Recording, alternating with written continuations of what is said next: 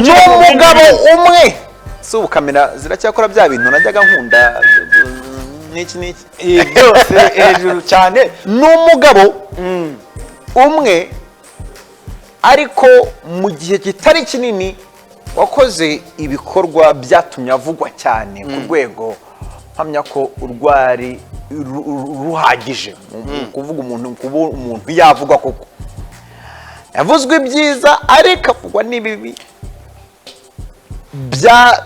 byahurizaga n'ubundi ku kazi n'inshingano yari afite bimugira icyabamare mu minsi itari myinshi cyane rwose. Barakubwira ngo niwe noneho igitangaje n'umwuka nkurimo agakanta uramogeza hirya n'umwuka wambara neza ku rwego rutari rwaha uri kumva harya ngo wavugaga ngo arategura yamara gutegura agashyiraho n'akadomo ngo pa kuva hasi kugera hejuru byakugora gusanga ahantu hari ikosa mu myambarire ye yitwa Sadate cyakora ubwo abari bahita babyumva cyane. Uraho neza mubyeyi wambaye neza kabisa. uraho neza mubyeyi nk'ukuri urasa neza. iri kote ni yandi bita ngo iki amazina yo ajya ngora kuyamenya ni bita amatariyani cyakora aho niho ryava ni agatariyani kabisa narimbizi iri kote n'iki ibi bintu bifite abantu ba nyirabyo akanini we wakitiyemo kugashyiraho.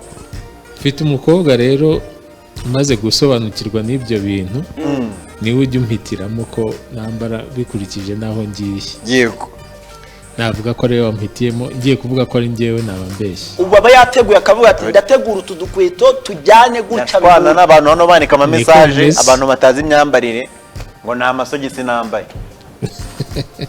ubundi se ni ngombwa ko riba rigaragara isogisi nyine n'umuntu bisoko usobanutse ngo umenye ibyo bintu bose kuko ibi bintu koko yego uraho neza Sadate ibintu ni amahoro umeze neza muri iyi minsi. yego meze neza rwose ndashima Imana. navuga yuko turi mu gisibo gitagatifu cya Ramadan. wumva rero tuba turi mu bihe bidasanzwe ariko by'ibyiza. ubwo ku byiza najyaga ngira no munsi hakwiyongeraho yuko ndi mu gisibo. ese koko buriya mu gisibo ubu ngubu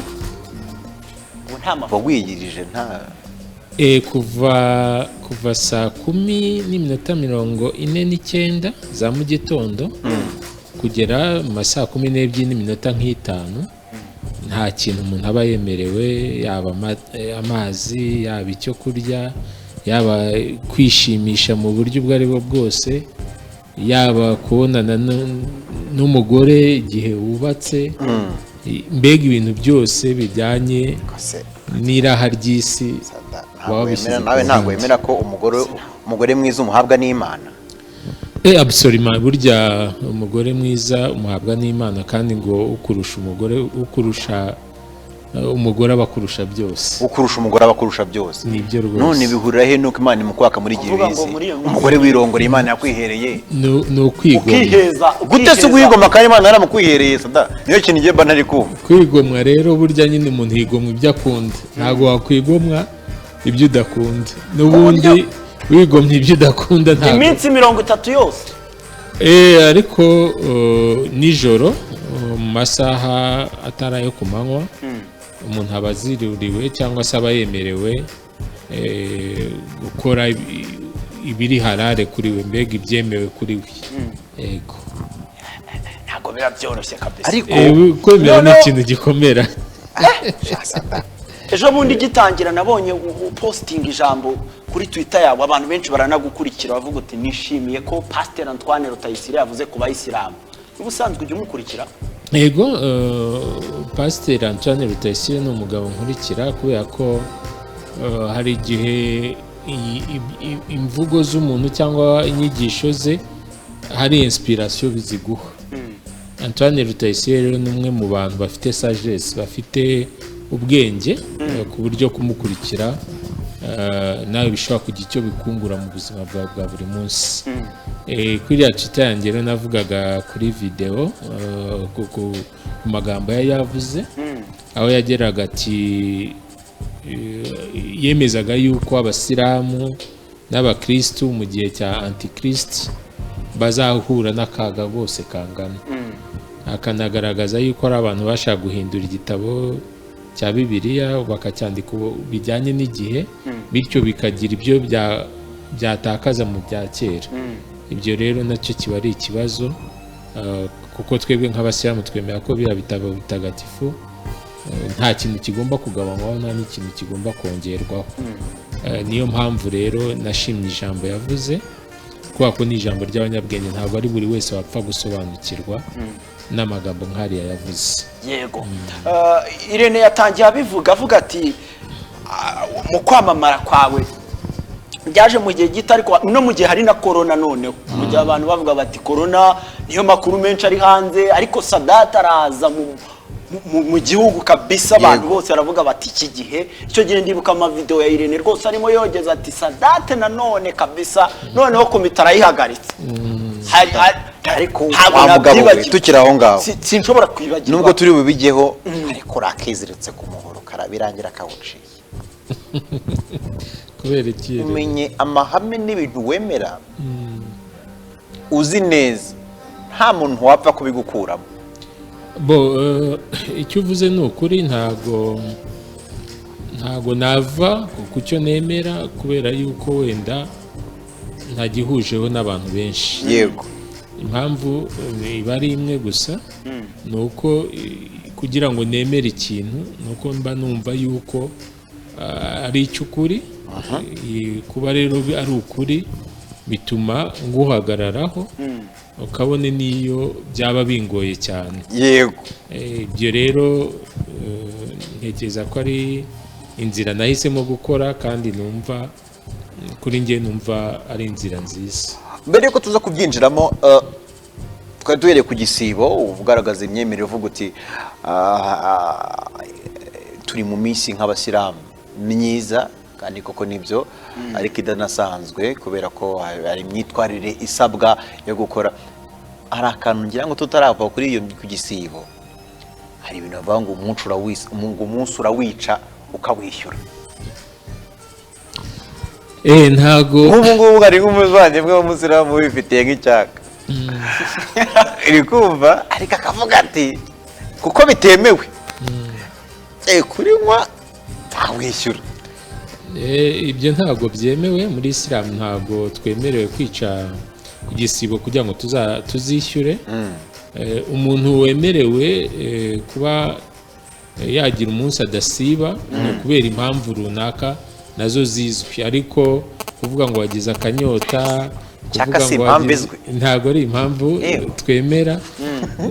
Wenda ushobora kuba wasibye ukaba warwara, nuko kurwara bikaba ngombwa yuko uwo munsi utawusiba, ariko ntabwo wavuga ngo ndabyutse ndumva ngize inyota ngiye kunywa amazi cyangwa fanta cyangwa ikindi ngo nzishyure. Uwo munsi ntushobora kwishyurwa, wishe ku bushake bwawe.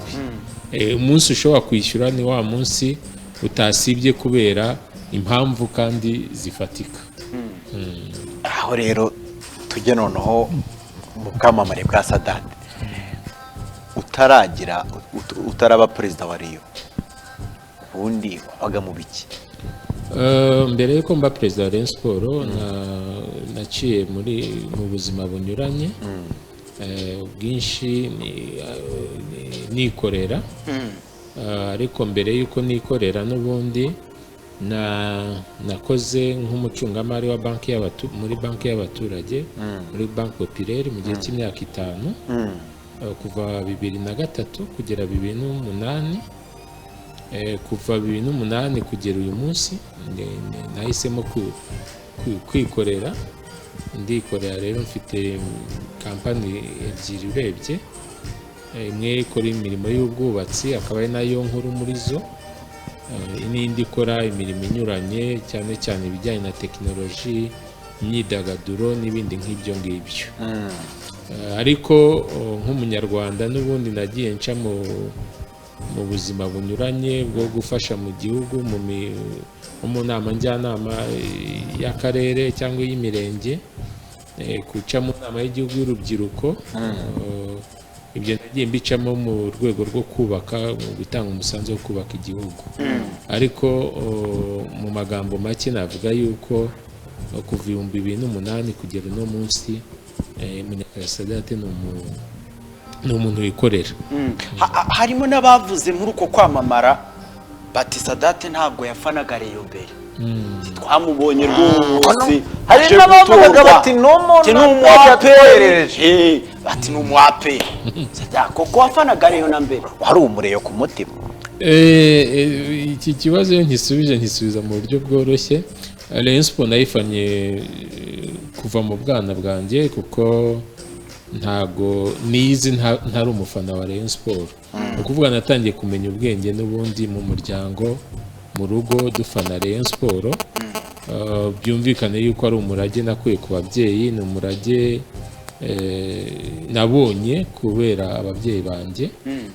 APR rero ndayubaha nk'ikipe, nkayubaha mu byo ikora, ariko ntago nigize nyifana.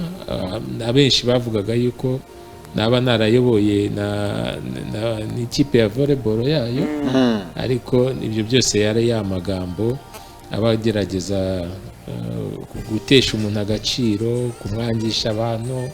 Niba uyobora Rayon Sport bakavuga ko uri umwapere, icyo biba bisobanuye ni ibyo ngibyo nye byo kwangisha umuntu abantu cyangwa ibindi. Ariko ukuri ni uko nta byabayeho. Nabaye muri Rayon kuva ntangiye kumenya ubwenge, kugera uno munsi nta yindi ekipe rero yo mu Rwanda ndabasha gufana. Mbese wowe wiyizi nk'umureyo, abakwitaga umwaperi mu ijambo ryitwa igikona, biriya bintu byarakubabazaga? Oya, biriya bintu ntago byakubabaza, kuko burya iyo uri umuyobozi cyangwa wageze ku rwego rwo kuba umuyobozi, hari intambwe uba warateye mu myumvire. Ababa bakora biriya rero ubona icyo bagamije, ariko kuko barusha sagesse ugatera intambwe yo kubisiga inyuma yawe. Kuko byari kumbabaza iyo mba wenda ni umwaperi nkaza muri Rayon Sport rwihishwa nje gutyo, noneho bikamenyekana. Ariko kuko bitari byo, ababivugaga nabifataga nk'ibintu biri basesi, nk'ibintu biri hasi, nkabisiga inyuma yanjye kugira ngo nkomeze ubuzima. Ese ubundi mbere yo kuba perezida wa Rayon wari warigeze ugira mu ndi mwanya byibuza muri fan club mu miyoborere cyangwa no muri fan club? Bivuze neza, mbere yuko mba na perezida wa Rayon Sport nabaye perezida wa fan club. Yahe perezida wa fan club yitwa Trust Supporters. Ubundi ibarirwa Kimihurura. Urumva rero na mbere yuko mba perezida w'iyo fan club, Rayon Sport ni ikipe nabaga hafi, nabaga nafanaga, nakurikiraga aho yajyaga. Ibyo ni ibintu by'amateka bizwi n'abantu benshi, ariko wenda kuko ntakundaga kuba mu buyobozi cyane, kubera ko ntakundaga kugaragara cyane cyangwa kwifotoza cyane, abantu ntibasobanukiwe yuko nari umureyo. Kandi n'ibyo njya nanabisubiza nkavuga ngo niba Rayon Sport ari ikipe tuvuga ko ifite amamiliyoni y'abantu, ntabwo abantu bose twabamenya, ntabwo twamenya. Numvise na perezida uriho ubu ngubu nawe abantu bavuga icyo kibazo, ariko ntabwo abantu twese, abareyo twese aho turi hose, buri wese yamenya undi. Icyo gihe abakeka ari ikipe ntoya. Rayon Sport rero kuko ari nini ntabwo ari ekipe, buri wese yamenya undi. Umubare wabo rwose mu bwinshi ngo begeze ku ikofi umubare ubura. Bigenda bite? Uriya perezida uriho ngo yigeze ajyaho Sadate ngo amuha amafaranga ngo mazahiritse, ngo yari make, harya yari 200. Navuze nti ibintu bari barayariye. Kuvuga ko warya nariye amafaranga wenda ya Rayon Sport byo ntago byashoboka. kuko Rayon Sport iyobora ahubwo bigusaba yuko unakora ku mutungo w'umuryango wawe kugira ngo baranavuze ngo kuri mideni ahubwo yego ideni rirahari kandi riragaragara. bararyemera se? Yego bararyemera. miliyoni zawe barazemera neza nta kibazo rwose. ese ndumva bazazigwa bo kuzinyishyura iyo umuntu agufitiye abantu wasigiye ibihumbi magana abiri. iyo umuntu ese ni zingahe ubundi? iyo umuntu agufitiye ideni ntago wavuga ngo ntazakwishyura. Numva mfite icyizere yuko bazanyishyura. gusa uzishyurwa n'abafana, uzishyurwa n'abakinnyi n'abayobozi, uzishyurwa nande?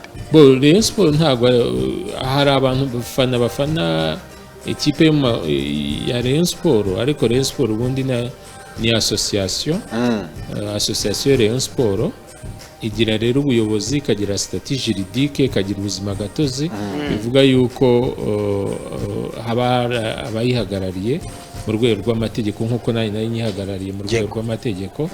Abo rero nibo baba bafite inshingano za management ya buri munsi y'umuryango, ni nabo bagomba kwishyura imyenda umuryango ufite, cyangwa se no kuba bafata indi myenda, nabyo baba babyemerewe, ndetse no gukora ibindi bikorwa binyuranye. Ntabwo wakwishyurwa rero n'abakinnyi, kuko abakinnyi ni abakozi ba Rayon Sport, abafana nabo ni abafana nyine, ariko umuryango ukajyana ba nyirawo, abanyamuryango ndetse n'abayobozi bawo. Ntekereza yuko rero nta kabuza bazatwishyura. utekereza ko nta kabuza bazakwishyura? Harya miliyoni zingahe? Ni miliyoni zirenga 50. tukiri aho ngaho senkani miliyoni zisaga 50. Moze uze kumbabara mu kanya na Petero urebe kuntu muberekerera aze ambwire ibi. Noneho uri kumva miliyoni zisaga 50 uvuga uti baramfitiye, sibyo? Ku ngoma yawe Sadat, iyo wikoreye nka self evaluation, turetse ibyo abantu bavuga, ubona abareyo warabateje imbere, warabashyigingije, ubona byaragenze gute? ariko utuvugishije ukuri ageze no kumbwira igihe batangiye gushwana, vuga uti ikibazo kijemo, kuko nabonye abareba bavuga bati ati Sadat kugeza naho bakwita igikona, ntaje gupfa iki, byatangiye ryari? Mpereye ku kibazo cya mbere warumbajije, niba Rayon Sport narayiteje imbere, mbona narayiteje imbere kurenza ahubwo nibyo nari nkeneye kuyitezaho imbere. Impamvu mbivuga ni uko hari ibyo twashakaga kugeraho, nubwo atari twe turimo kubikora aka kanya, ariko byibura birimo gukorwa. Ikintu cyari gikomeye cyane ni ukugira umurongo ngenderwaho, gukora giprofesiyoneri cyangwa se kinyamwuga, gukora kandi dukorera mu mucyo, umuntu akaba yabasha kuba evariwe n'ibyo akora, atari ugukorera gusa mu kibuga ngo twakinye twatsinze, ariko na nyuma y'ikibuga ese tubayeho gute, dukora gute, tubazwa gute ibyo dukora, amategeko atugenga ni ayahe. Ibyo byose ni ikintu cyari kibuze cyane, kandi cyari ngombwa yuko dushyiraho umurongo muri Rayon Sport. Uwo murongo rero aka kanya wagiyeho, amategeko yaratowe, abayobozi bariho, bafite uko bakora bagendeye kuri wa murongo, evaluation bashobora gukorerwa, n'ibindi gukora giprofesiyoneri ndetse na kinyamwuga ndetse no gukorera mu mucyo. Ibyo byo byabaye ihame ya Rayon Sport. Bavugaga ngo Rayon Sport itarimo akavuyo ngo ntishoboka, ahubwo navuga yuko Rayon Sport y'akavuyo yo itagishoboka. So ibyo byose rero ubishyize muri evaluation, mbona ari ikintu kinini twagezeho, kandi mpamya yuko cyari gikenewe muri Rayon Sport. Kuri kote ya ekipe y'umupira w'amaguru, mva ku buyobozi nari ku mwanya wa kabiri, twari ku mwanya wa kabiri, shampiyona itararangira. wenda iyi narangiye byari guhinduka ariko kubera covid ntago yarangiye. Umwanya wa kabiri rero nawo ntago ari umwanya mubi, navuga yuko nakwiyevariwa nkavuga yuko ari umwanya mubi. Ntago ariwo twashakaga ariko niyo twabonye, kandi nabyo biterwa nuko tutari bwakarangiza iyo shampiyona. Nge rero nihaye amanota nubwo bigora kuba wakwiha amanota, ariko ni ngombwa, ariko navuga yuko twageze ku bikorwa binini kandi byari bikenewe mu ikipe ya Rayon Sport. Uragira uti ngewe ndamutse niha amanota navuga ko twageze ku bikorwa binini byari bikenewe mu ikipe ya Rayon Sport. Ariko se Sada, nanjye nkibaza ni ukeka ko, reka nakikubaza ne kukibaza, ukeka ko ari iyihe mpamvu yatumaga abareye uruhuri bagutera amabuye? Wenda iyo abantu bavuga cyane ntabwo bisobanuye ko ari uruhuri. Nta evaluation twabashije gukora ngo tumenye ngo abavugaga cyane bari bangahe. Bashobora no kuba bari abantu bakeya ariko bafite iminwa minini, bafite byinshi byo kuvuga, naho kuvugira wenda abantu bagakeka ko bavuze byinshi, ariko navuga ko abareye Rayon Sport benshi ahubwo bumvaga umurongo turiho kandi banawushyigikiye. Yari umurongo rero twemeza yuko abareye benshi bashyigikiye. Abavugaga rero zari icyo nahamyaga nuko impamvu batabyumvaga ni wa murongo mushya, twari turimo gushyiraho ekipe, ku buryo wenda bari kuwumva batawumvise vuba cyangwa ngo bawakire vuba, cyangwa se bikanabagora. Impinduka igihe cyose hari igihe zigorana, ariko iyo habayeho kuresista kugira ngo izo mpinduka zikomeze ofirame zira abantu barazimenyera. Nanamye yuko ubu ngubu wenda nizo mpinduka twaharaniraga abantu bamaze kuzimenyera. Abantu bamaze kuzimenyera. Reka twakira umureyo wundi hariya kugira ngo urumva uyu mureyo wahejeje inguni aho hirya. Urumva muri ndaha kugira ngo Sadati yo bana benshi bavuga hari icyo byari bimutwaye. Ibyo ngibyo urimo kubwira ngo abareba benshi bamuteraga amabuye, ubundi se baba benshi hari icyo byari bimutwaye. Ariko amenyereye kuvuga, barakubwira ngo Sadati ubwe sibyo, urumva ubwe yari afite ikipe nini yo gukusanya inshuro avugwa mu bitangazamakuru. Yari afite abantu benshi ako kazi bashinzwe kumenya inshuro avugwa. Yarekodinze ngira ngo miliyoni zingahe wavuzwe harya? Inshuro navuzwe zenga miliyoni 72. Uramuka mu muhiti nyumvira urwego waze baragura nyumvira urwego ngo miliyoni mana waravuze ngo nzumirwe none ndumiwe. Ese uyu mugabo yaje azi ko Sadati hari Zibara byari byoroshye, hariho timu y'abantu bakurikirana ibivugwa, bakurikirana buri radio, bamuze si kera kiri ku ntebe, social media ndetse no ku mbuga nkoranyambaga n'ibitangazamakuru byandika byose. Abari bafite agataburo rero byari byoroshye ku munsi, kwari gutikingaho gusa umubare ukavuga uti wenda mu isibo bavuze gutya nabaga se gutikinga ni ukuvuga ngo habaga hari ibintu byanditse. Urumva iyo umurwayi wa malariya barimo kumupima nk'ibimenyetso, haba hari kuba wenda afite umuriro, arwaye umutwe, yabuze apeti, ari gucisha hasi. Urumva icyo babonye barakitikinga. Namwe mwabaga mwanditse ibyo bari bukuvuge cyangwa mwabaga mwanditse igitangazamakuru kiri bukuvuga? Oya, byari ibintu bitatu kuri buri kinyamakuru.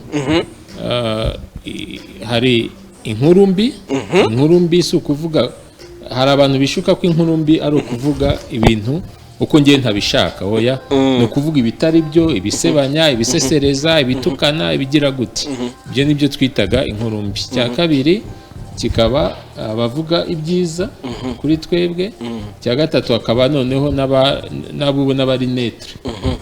bo batari na benshi by the way abavugaga ibibi nibo bari benshi bavuga mu itangazamakuru wakoraga ubwo bushakashatsi ugamije iki bon iyo uri umuyobozi cyane cyane uyoboye masse abantu benshi bigusaba yuko nyine umenya imitekerereze yabo kandi imitekerereze n'ubundi bitekerezo nta handi twaye kubikura twagomba kubikura muri media burya niyo umuntu agukrititse cyangwa akagutuka hari icyo abakunguye wowe mu buzima bwawe abantu bishuka yuko ari ukugutesha agaciro cyangwa kuguhungabanya cyangwa iki ariko hari igihe ahubwo batumye ukomera kuko hari igihe ushobora kuntuka ati cya kigabo wenda kitagira n'imodoka yo kugendamo ko ntabwo bakoresha cya kigabo cyangwa kakagabo cyangwa wa mugabo wenda tuvuge gusa reka tubibare uko babivugaga wowe ukamenya yuko hari ahantu runaka ugomba gushyira ingufu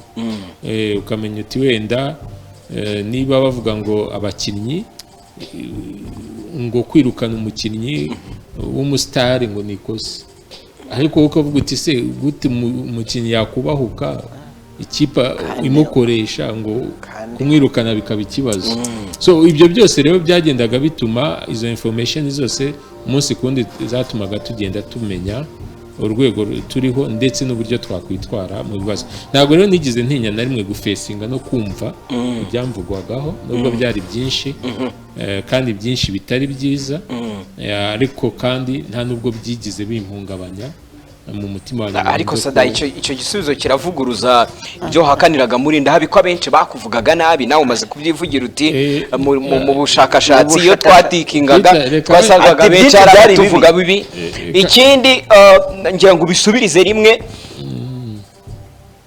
umuntu w'umugabo wa mugani wumva ibintu byacitse ntabwo bibazo utari ko se rubanda nyamwinshi ko bamereye nabi bandeba nabi ndazirike aho nyine nayo cyane ko Rayon Sport ari ikipe y'abantu nayo ngiye kugukosorera nanabibwiye Rene namubwiye yuko kuba abantu bavuga ibintu byinshi ntabwo ari imwe muri criteria wavuga ko ari bo benshi kuko umuntu ashobora kuvuga byinshi bibi kandi ari umwe ubivuga cyangwa ari abantu 10 cyangwa ari 20 cyangwa mu ruko acanye mikoro ijambo ari Sadati ariko ntabwo ari cyo gisobanuye yuko abarebe benshi batashimaga ubwo bwari ubushakashatsi rero budafite akamaro kuko niba ibyo bavuga n'ubundi atari byo biri butange amanota rusange cyangwa icyemezo rusange ubwo turakoreraga ubusa mu bushakashatsi ntabwo ari ugukorera ubusa ndagira ngo bisobanukirwe neza kumenya ibirimo kukuvugwaho ntabwo ari cyo bisobanuye yuko abarimo kukuvuga ari bo benshi nicyo nashaka kugusobanurira tugira aho ngaho Soda niba ari ibyo byageze kugera ku mwanzuro wo kukweguza aba bantu ari bake ariko ngiye mbere na mbere yuko asubiza n'icyo kintu ngiye Sadate ndanamwemera namubwiye ngo nge yageze hano mitavuga ni sinyitwa kasha makoke wayisubiba Sadate mbaye ndimuhaye Sadate kugeza igihe agendera Sadate n'umuntu wa danje tu ngiye nabonye umuntu umujegeza ibintu byose urumva ubwo icyatsi bakavuga umukara bakavuga ubururu bagasya batanzitse urumva mpaka n'ikipe zikizamuka ngo zo ku musozi niba ari wagasugi Sada urakaze sibyo bo ntabwo ari ugukara ahubwo ni ukugira umushimamo no kugira aho uhagaze kandi niyo umaze kumenya aho uhagaze nicyo kigufasha kubaho mu buzima busanzwe ubaye nka papiyo cyangwa ikinyugunyugu uje aho ujyaho ugarutse aho ujyaha tujye ntabwo waba uri umuyobozi mwiza umuyobozi ragira umurongo agenderaho akawushyira mu bikorwa akanawukomvenka abayobora kugira ngo bawujye inyuma ngiye rero ku giti cyanjye numvaga umurongo ndiho ari umurongo wari ukwiriye kandi Rayon Sport yari ikeneye bityo ibyari kuvugwa byose abari kuntuka abari kugira gute numvaga nta kintu bintwaye cyane kuko numvaga yuko ngewe ndi mukuri hari ijambo rimwe njya nkunda gukoresha rivuga ngo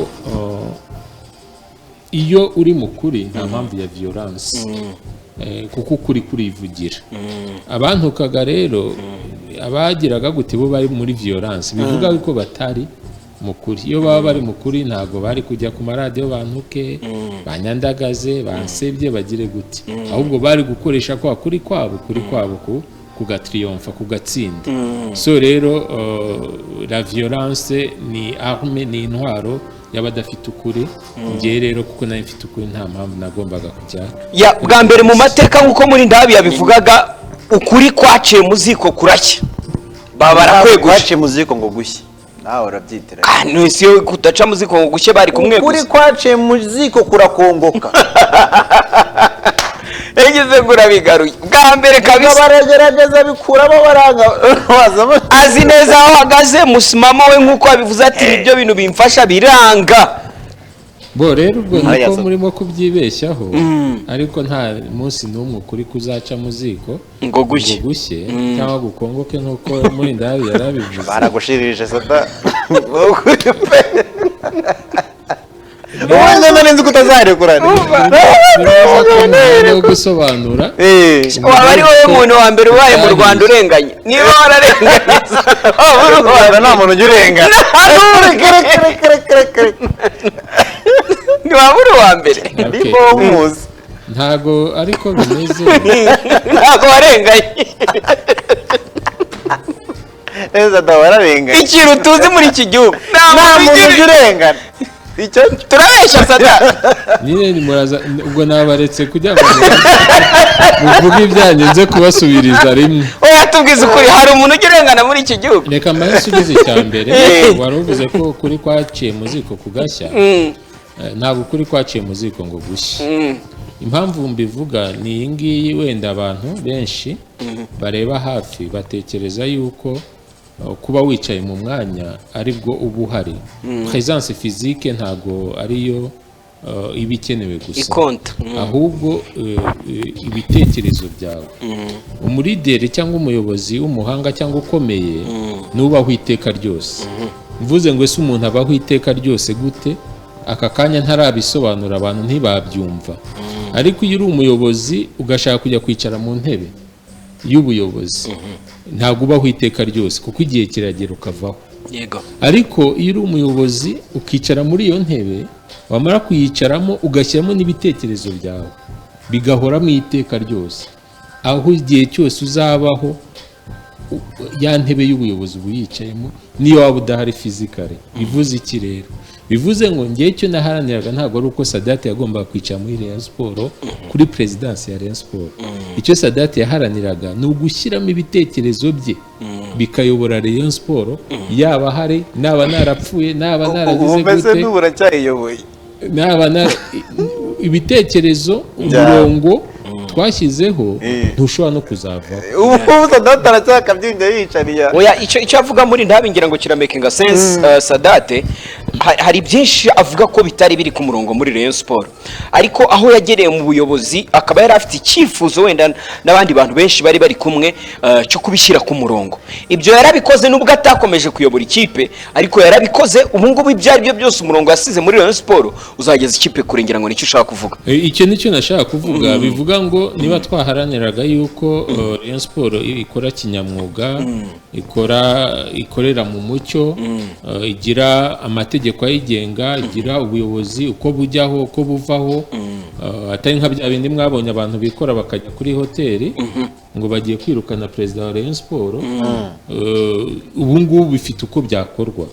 Bivuga yuko rero icyo twebwe twaharaniraga ni uwo murongo, ni ibyo byose, kandi ibyo birahari muri Rayon Sport. Nta muntu uzongera guhaguruka mu gitondo ngo avuge ngo nirukanye perezida wa Rayon Sport na komite ye. Ntabwo bishoboka. Mbese ikipe yavuye ahahoze traffic police, ahahoze traffic police hafi y'umurenge wa Nyarugenge, ntabwo ndimo kumva gusa bayikura mu kabari bayiha adresse ibikipe nzima y'abantu, apana kwicara ahantu hamwe ngo bafate ibyemezo. Ahubwo icyo navuga wenda ubwo shushe nk'ubyumvamo ushatse kuvuga kwa vice president, kuko niwo numva hari hafi ya traffic police. Rayon Sport ntago yagiraga hwiba, nta office yagiraga, byari ibintu bicara mu kabari gusa, nta office yagiraga, ntaki, nta rupapuro, ntaki, ariko aka kanya ufite aho wagenda ugasanga Rayon Sport ushobora kugenda ukabaza uti ese niba mwateranye nka komite nyobozi imyanzuro mwafashe ni iyihe ese niba mwakoresheje amafaranga ukwezi kurangiye kontabilite yayo iteye gute ariko bivugwa kujya gutanga ibiro wabuze icyo utanga n'impapuro n'amadosiye byari iyanga rwose nkeka yuko ari uko isi bitari hari ntabwo kuhaba nka marike ya mikoro ariko ibyabaga twarabikurikiraga ngira ngo abanyamakuru bacu barabikurikiranaga ibihumbi 200 kuko icyari gihari muri remise reprise twatanze ibintu bigaragara ibyo twari dufite burya umuntu atanga icyo afite twari dufite rero byibura les documents administratifs z'ibyo twakoze hari correspondance ama lettre twandikiye abantu ayo twandikiwe a comptabilité from day one kugera uriya munsi imishinga twari dufite amakontra twakoze n'ibindi ntago rero mu gihe cy'umwaka n'igice n'amezi 2 narendaga kuba mfite ibintu byuzuye iyi sare yego nari mfite rero amakaraseri ajyanye n'ibyo ngibyo kandi twarabishyikije ariko burya mu nyandiko hasobanuraga ubuzima bwose bwa ekipe avuga nti rero ntago byari yanga ku cy'amafaranga yarabajije nyine burya abantu barimo kwiyubaka ntago wavuga yuko mu kigega haba harimo amafaranga si ubundi yari kuva he ko n'ubundi ibyo twasanze yari ntayo tugasangamo amadeni urumva rero niyo tujya gutanga n'ibihumbi 200 ni hamana kuko ugereranyije ibyinjira rega wasanga waranikozemo ibyinjira n'ibisohoka nibyo bigaragaza igisigaye bamurimo n'ideni tukira aho ngaho sada turavuga uti kandi biranumvikana kuko uratanga na fact uti ibintu biracyahari kandi byagiyeho n'ubundi nyobora Rayon Sport wakoraga ibintu binumvikana ko ari byiza mu mivugire yawe sada wavuye muri Rayon ubishaka wowe wavuye ku butegetsi unako ku buyobozi bwa Rayon Sport ubishaka reka ngiye nsobanura ikintu icya mbere iyo uri muri Rayon Sport ntuhembwa mvuge ngo wenda narwaniraga umwanya wo kumpemba icya kabiri Rayon Sport igutwara umwanya wawe ibyo wagakoreye ibyawe ubikorera ubiha Rayon Sport icya gatatu ngewe sinendaga kuba nakwiba Rayon Sport n'igiceri kimwe nese ni iki cyari gutuma mva ku buyobozi kaba nababara nta kintu na kimwe cya motiva yuko nagundira nkafata intebe nkakurura nkagira gute nkanga kuva ku buyobozi ntago nari mbababaye mu by'ukuri kuko ngiye cyo nashakaga zari inyungu rusange za Rayon Sport n'aba Rayon Sport kandi n'abari bagiye kujyaho numvaga bazakora izo nyungu rusange cyane ko nanishyizeho umusingi fondation njye numvaga rwose kuba nava ku buyobozi bwa Rayon Sport nta kintu byaye kuntwara nta nicyo byambangamiyeho cyane none nagira ngo aho ngaho wasubiza mbone kubaza ikibazo cyiyungika kuri icyo ngicyo nimba ntacyo byari bigutwaye kuvaho kuki watsimbara ukankuvaho kugeza aho hazi ingufu za leta oya ntabwo rero iyo uri umugabo umuntu aza agatera urugo rwawe ngo uruvemo wirukanka kandi urwo rugo rukubangamiye n'amaposho yaho ariko ntukomeze kunga muri rye ntabwo Rayon Sport rwari urugo rwe nubwo kari akarima aho wenda ntabwo ndimo kugusobanurira ntabwo rwari urugo rwe ibyo ndimo kugusobanurira ntago umuntu azinjira kuri ya muryango aje hano mu isibo wenda ngo atere igihugu cyangwa umurenge uyoboye muhaguruke mwirukanka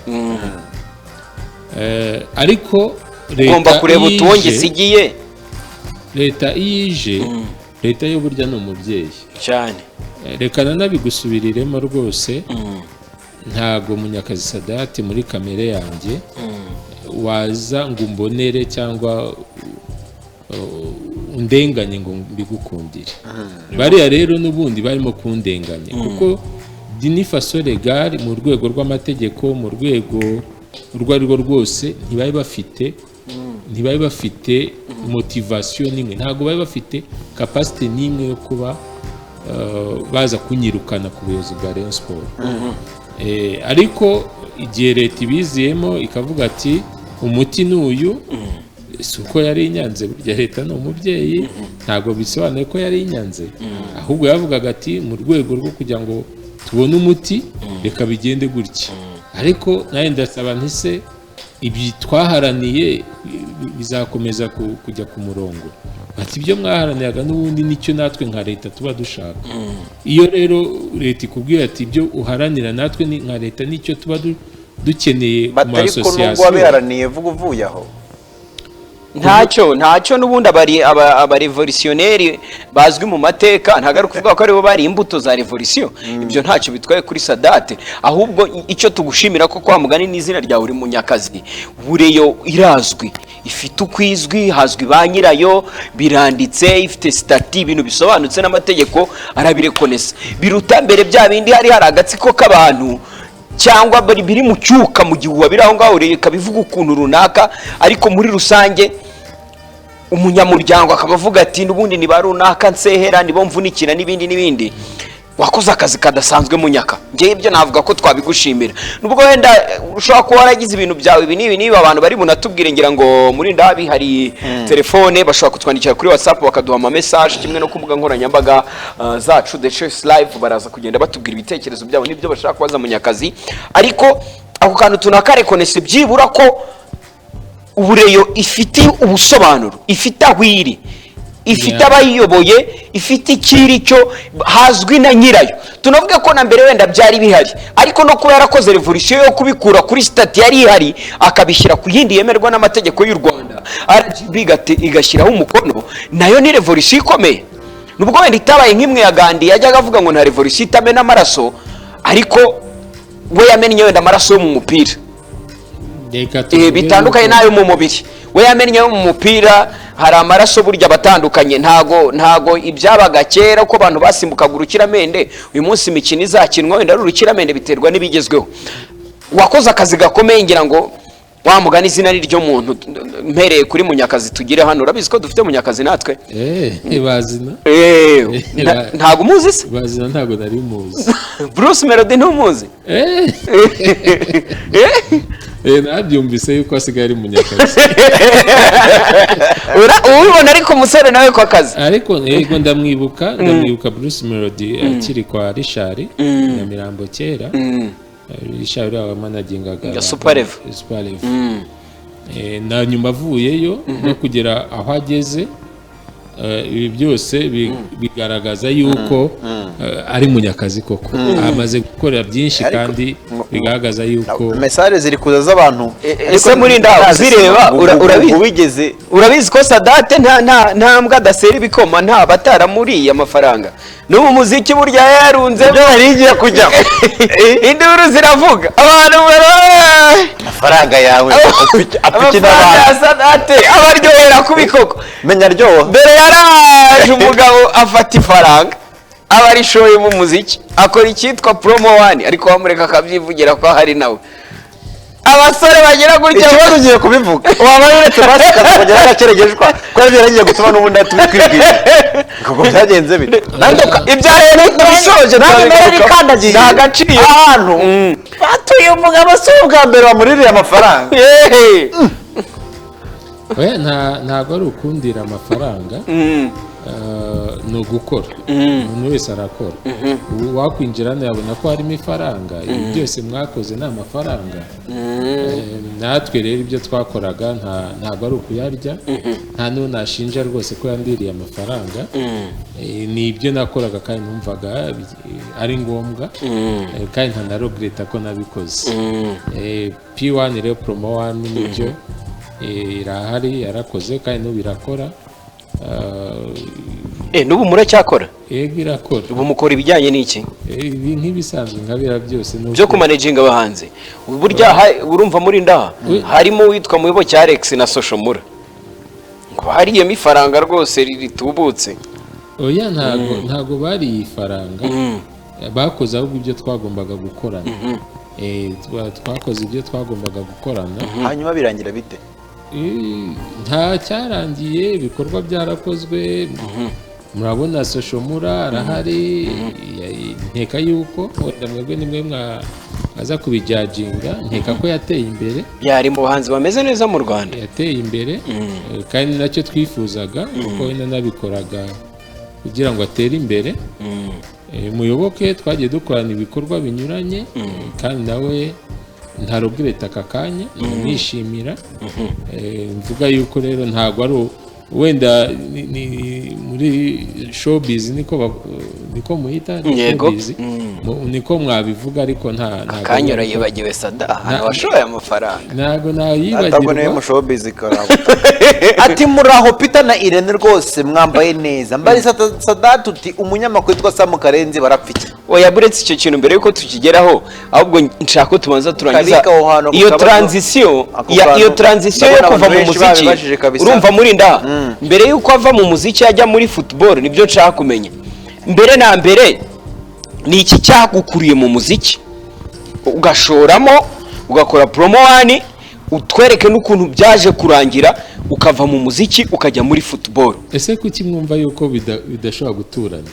Kuki wumva yuko kujya muri siporo, muri football uva mu muziki? Rega Bibiliya iravuga ngo muzababwirwa n'imbuto bera. None se mu muziki ko ntazo tukibona wera, twabwirwa n'iki kurimo? Nkeka yuko ahubwo no mu muziki n'igihe cyose nakozemo ntago mwabimenye. Ababimenye bari bake. Sada, uzi ko wari ufite office mu isoko rishya ry'umujyi wa Kigali, ahubwo we ntago wari uzi ko tubizi. Wenda we nka Peter ndabizi ko wari ubizi, kubera ko wenda wari proche cyane na showbiz, ariko nkabamurinda hafi murinda hafi rero ukuntu ari kureba. Ati namumenye kubera muyobozi. Ariko icyo nahamya cyo ntago ari benshi bari babizi, ntago showbiz itandukanye na sport. Ni ibintu bibiri bishobora gukwapita, bishobora kubana. Ntago rero kujya gukora kimwe uva mu bigusaba necessairement kuva mu kindi. Ibyo twakoraga rero muri muziki kwari ugufasha abahanzi kugira ngo batere imbere. Nkeka yuko Muyoboke yagiye abisobanura, gufasha nka Soshomura kugira ngo atere imbere we by'umwihariko. Ndetse dufite na project nini yo kuzubaka sale abantu bajya bakoreramo ibitaramo, cyane ko mu Rwanda ubona ko icyo kintu nacyo cyari kikiri ikibazo, n'ubu yego kiracyari ikibazo, n'ubwo Karena kaje ariko ntibirashira burundu. Arena n'ubundi rega iyo urebye ni ya basket, ariko umuziki ntago mufite ahantu ho gukorera nyine ibitaramo by'umuziki. Mutizwa wenda n'abandi bantu, ari ibyo na za stade zihari, na za hariya Gikondo kuri Expo Ground, harahari n'ahandi. So rero ibyo twakoraga kwari ugufasha abahanzi bacu, cyane cyane abari bakizamuka, kandi ibyo twabikoze. Sinshaka kuvuga ngo kanaka, ariko rwose barahari batari munsi ya 3, 4, 5. Ariko icyuko wabonaga uvomera mu kiva bigatuma uvamo cyo uragikwepa gute Sadati? Ntago ahantu wari kuba winjizamo amafaranga ngo hareke cyo ngicyo nkeka. Icyambere cyo tuna au départ muri ibyo ngibyo twashakaga gufasha kurusha kubibyaza amafaranga. Impamvu mbikubwira nuko industry ya music n'aka kanya ntago irihaza. Ni byiza usibye ko nta industry ihagije mu Rwanda, ugiye no mu zindi sector. Ni byiza yuko ariko umuziki y'imiyoborere myiza niyo navuga yihagije.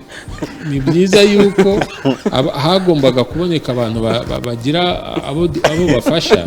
Yego uhereye nko kuri wenda dufate nka Soshomura, n'umwana ufite talent, sore rwose ndacyamwitwara kandi ari umugabo. Uvuze ko ari umwana ubanza mutarebana neza. Nibyo nari nkosoye. Icyo gihe yanamufataga nka murumuna wanjye. Yego yari akiri muto pe. Ubu ngubu ntabwo byambuza kumufata nka murumuna wanjye, kandi nawe arabizi ko ariko mufata.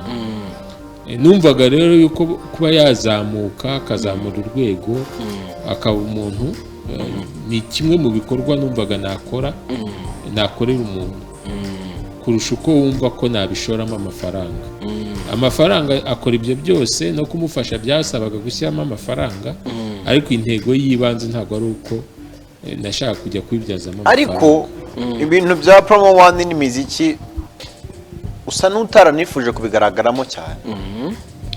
nta nubwo nanabishakaga ntabwo nakundaga iyi plato yanyu ivugirwaho byinshi ntabwo abo nafashaga mu byo twabanzaga kumvikana nuko ntagomba kugaragara muri ibyo bintu. harya wari uvuye mu kihe gihugu? kubera igihugu nari mvuye ni amakuru. nabaye i Burayi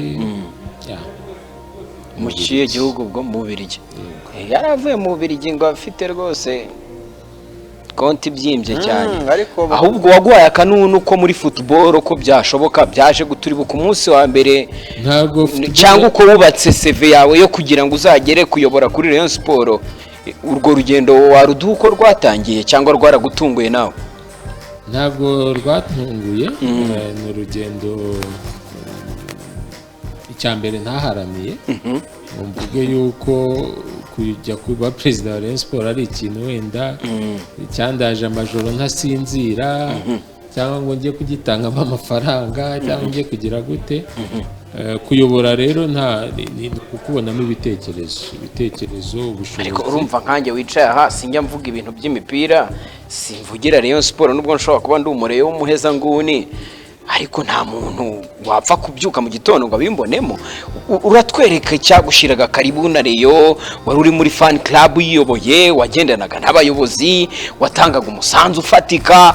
Sadat Rayon Sport ko yayoboye fan club yes mbere yo kuyobora Rayon Sport. ibyo wenda nuko Peter yataraza, yego ngira ngo niyo mpamvu Rayon Sport yikunda iba hafi, itera inkunga uko bishoboye, utangamo ibitekerezo, ariko by'umwihariko nabazaniye imishinga imwe n'imwe yagombaga kubafasha. harimo uw'akanyenyeri niwe wawuzanye? Yego, MK Card akanyenyeri twatanye n'akanyenyeri 310, ariko hari n'ikarita y'abareyo, ikarita y'umureyo, n'ibindi byinshi byazishoboraga gutuma Rayon Sport itera imbere.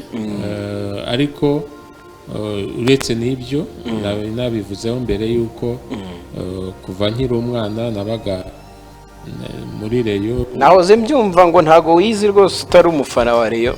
ntago nizi rwose wavuga utari umufana wa Rayon. ibyo byose rero byagiye bituma abantu bagira ubushobozi bambonamo kuba nabayoborera ekipe, ndetse baza kubinsaba bigera naho mbyemera ndetse urabikora binagera hariya mu guhindura Rayon igira stati. Reka hano dukunda kuvuga ukuri wenda Irene kugira ngo tujye no kuri message z'abantu muri Sunday Choice ku Isibo TV. Kibyimbye turakimena. Sadat wacecetse kenshi, ngira ngo ubu hari abantu benshi bakuvugaga nabi nk'uko wabivuze mu bushakashatsi ko byagaragaye ko abantu bakuvuga nabi, kandi nta ubuzi inyombya kuyombya keretse ushaka kuba nkayo. uyu munsi nuza kuza kuvuga n'ubundi nta kibira guhindura ko uriwe no kubura umugabo, ntujye unabitinya, ndagukurikirana cyane ku mbuga nkoranyambaga zawe, ntujye uripfana. Tuvugishije ukuri, agatsiko kanini ntavuga amazina acatse nakavuga ko karavuzwe mu bitangazamakuru kakurwanyaga. Uvugishije ukuri kuko abantu baravuga bati Sadate ni umunyamafuti ibi nibi, ariko ntibareba imbaraga ziri inyuma y'ibyo byose. Ako gatsiko iyo usesenguye nubwo tutari bukavuge, ubona mu by'ukuri bagambiriye iki, ari iki cyatumaga bakurwanya, bafite izihe nyungu zo kwiharira Rayon Sport?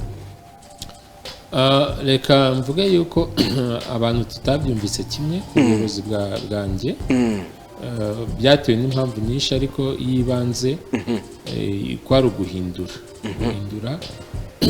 Niba Rayon Sport yari imaze imyaka 55 ikaba yari ifite byinshi bikeneye guhindurwa, nkeka yuko hari kuba resistance kubabanje, cyangwa se kubabanje imbere yanjye.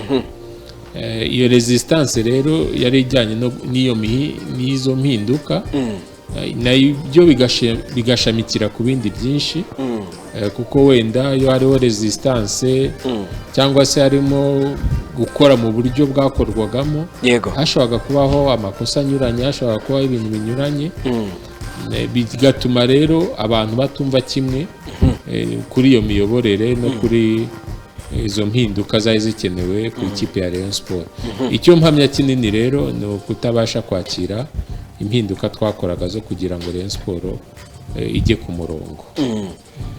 Ibyo ngira ngo birasobanutse cyane muri ndahabi abantu kuba bataremeraga impinduka, ariko umuntu wenda nuko tutari bubitindemo kuko iminota irimo iragenda, ariko umuntu yarakwibaza atari ko Sadat impinduka bazangiraga iki?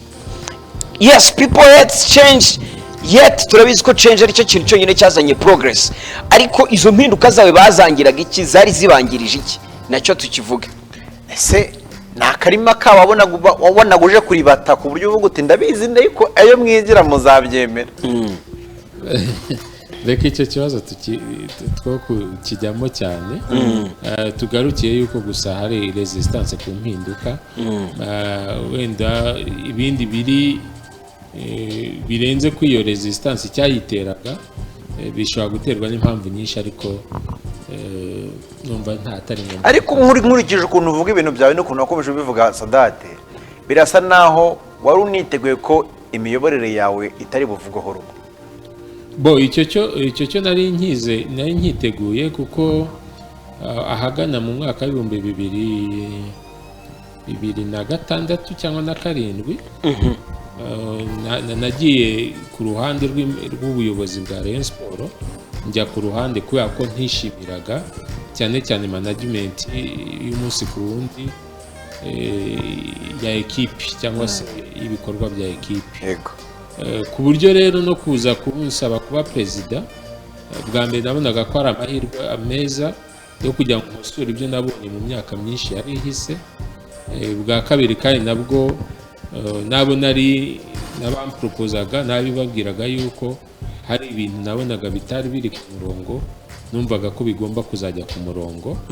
So urumva rero ikibazo cyawe nkishubije nuko nari mbizi neza yuko hari abatazanyurwa nuko amafaranga ya Rayon Sport ajya kuri konti ya Rayon Sport, nuko amafaranga dukwiye ku bibuga atagabanirwa ku bibuga, ni uko ibyo dukoze bigomba kwandikwa ku buryo n'ejo waza ukabibaza ukabibona, nuko byari byinshi rero byagombaga kujya ku murongo, ariko aka kanya ntifuza kujya muri details. Okay, niko Kavuyo yavuze ati akavuyo kari muri Rayon biragoye ko wakongera kukumvamo kubera ko nayiyoboye. Message nyinshi cyane abareyo baranditse ko wambere ati mumbwirire Sadat nge mufata nka professeur wo muri La Casa de Papel. Arakoze. Warayirebye se filime? Ego, mu buzima bwanjye ngira time yo kureba zira amafilime kuko na byinshi atwigisha. Nayirebye rero. Abameze ate professeur wo muri Casa de Papel? Ashaka kumva yuko nayirebye. Yanshaka kusobanurira abantu aho Sadat ahurira n'uwo mugabo. Ni umugabo ugira plan nyinshi, akagira timu yaba young akoresha mu gukora plani ze, kandi akenshi ibikorwa bye bikaba birimo ubwenge. Akarebye kose ahubwo nawe urindiriye saison yi atakareba tugira ngo buriya bo bitwa umureyo nyawe siho yabakuye, si ibitekerezo byavuye. Arabitwa ba mureyo nyawe, arabitwa ba uyu mugabo ati tuganire. Uwo mugabo nawe mukuri kwe arabizi nabitubwire. Imyaka yose rero yabayeho yigeze yumva ibibazo byinshi byavuzwe nk'igihe yayiyoboraga. Ati uko yabarabayeho kose hari ibikombe ifite byinshi byakozwe n'abahise, ariko we arayiriganyije. Ibyo ngibyo nibyo avuga, ati nta gihe kuva imyaka yose rero yabayeho nta gihe yigeze ivugwa cyane. Wigeze wumva ivugwa kuko yavuzwe ku bwawe? Nese ko nta mpinduka zirimo kuyikorwamo yari kuvuga. Biroroshye icyo kirisubiza rwose. Uzikari nabwo His Excellency aho bari ku kibazo cya Rayon. Burya ni ukuvuga ngo birasobanutse niba nta mpinduka wa mugani zakorwaga yari kuvugwa bari muri ibyo ni rutine Ni cya rutine.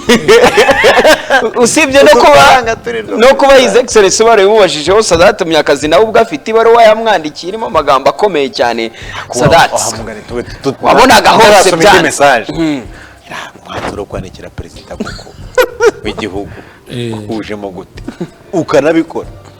Perezida w'igihugu ni buriya umuyobozi Perezida Kagame n'impano twahawe. Ni umugabo w'umuhanga, reka na profite mbivugeho. Buriya njya ngerageza kwitegereza, njya mbona kuva mu myaka 100 ishize, kuva mu 1920 kugera muri 2020, mbona Perezida Kagame ari we mugabo isi yagize ukomeye w'igihangange. Buriya njye ku bwanjye aruta abantu benshi mwebwe mubona nk'ibihangange, aruta ba Putin, aruta ba Trump. N'indi deba twakoraho nkakwereka byinshi bituma mubona nk'umuntu w'igihangange isi yagize muri aka kanya. Iyo ugize amahirwe rero ukaba ufite igihangange nk'icyo ngicyo, ukaba ukeneye kumubwira kandi akaba atakubuza kumubwira, umwizeyeho ukuri n'ubushake n'ubushobozi, nicyo cyamotivye yuko ngomba kumwereka ibibazo twari dufite, kandi yanatanze umurongo wo kubikemura. Yatanze umurongo kandi umurongo mwiza, ndetse nkanahamya yuko ibyo yadukoreye muri Rayon Sport bizajya n'ingaruka nziza kuri siporo yose yo mu Rwanda muri rusange, football n'izindi siporo.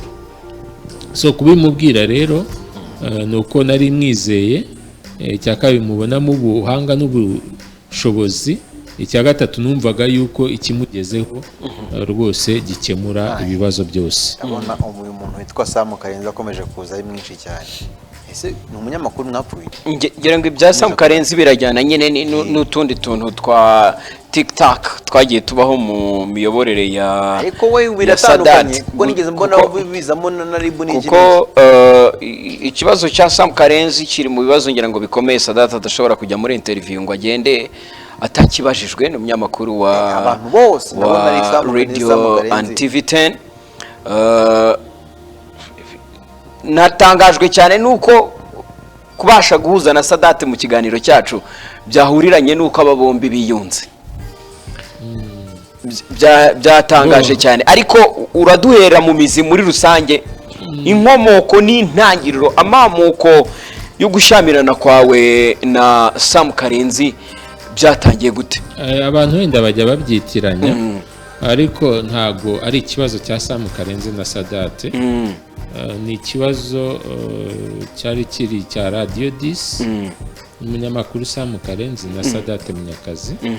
Ibyo byaterwaga rero n'inkuru zinyuranye zagiye zikorwa, wenda tugasanga hatarimo ubunyamwuga, cyangwa se tukabona zirasesereza, cyangwa se ziratubeshyera, cyangwa impamvu nyinshi.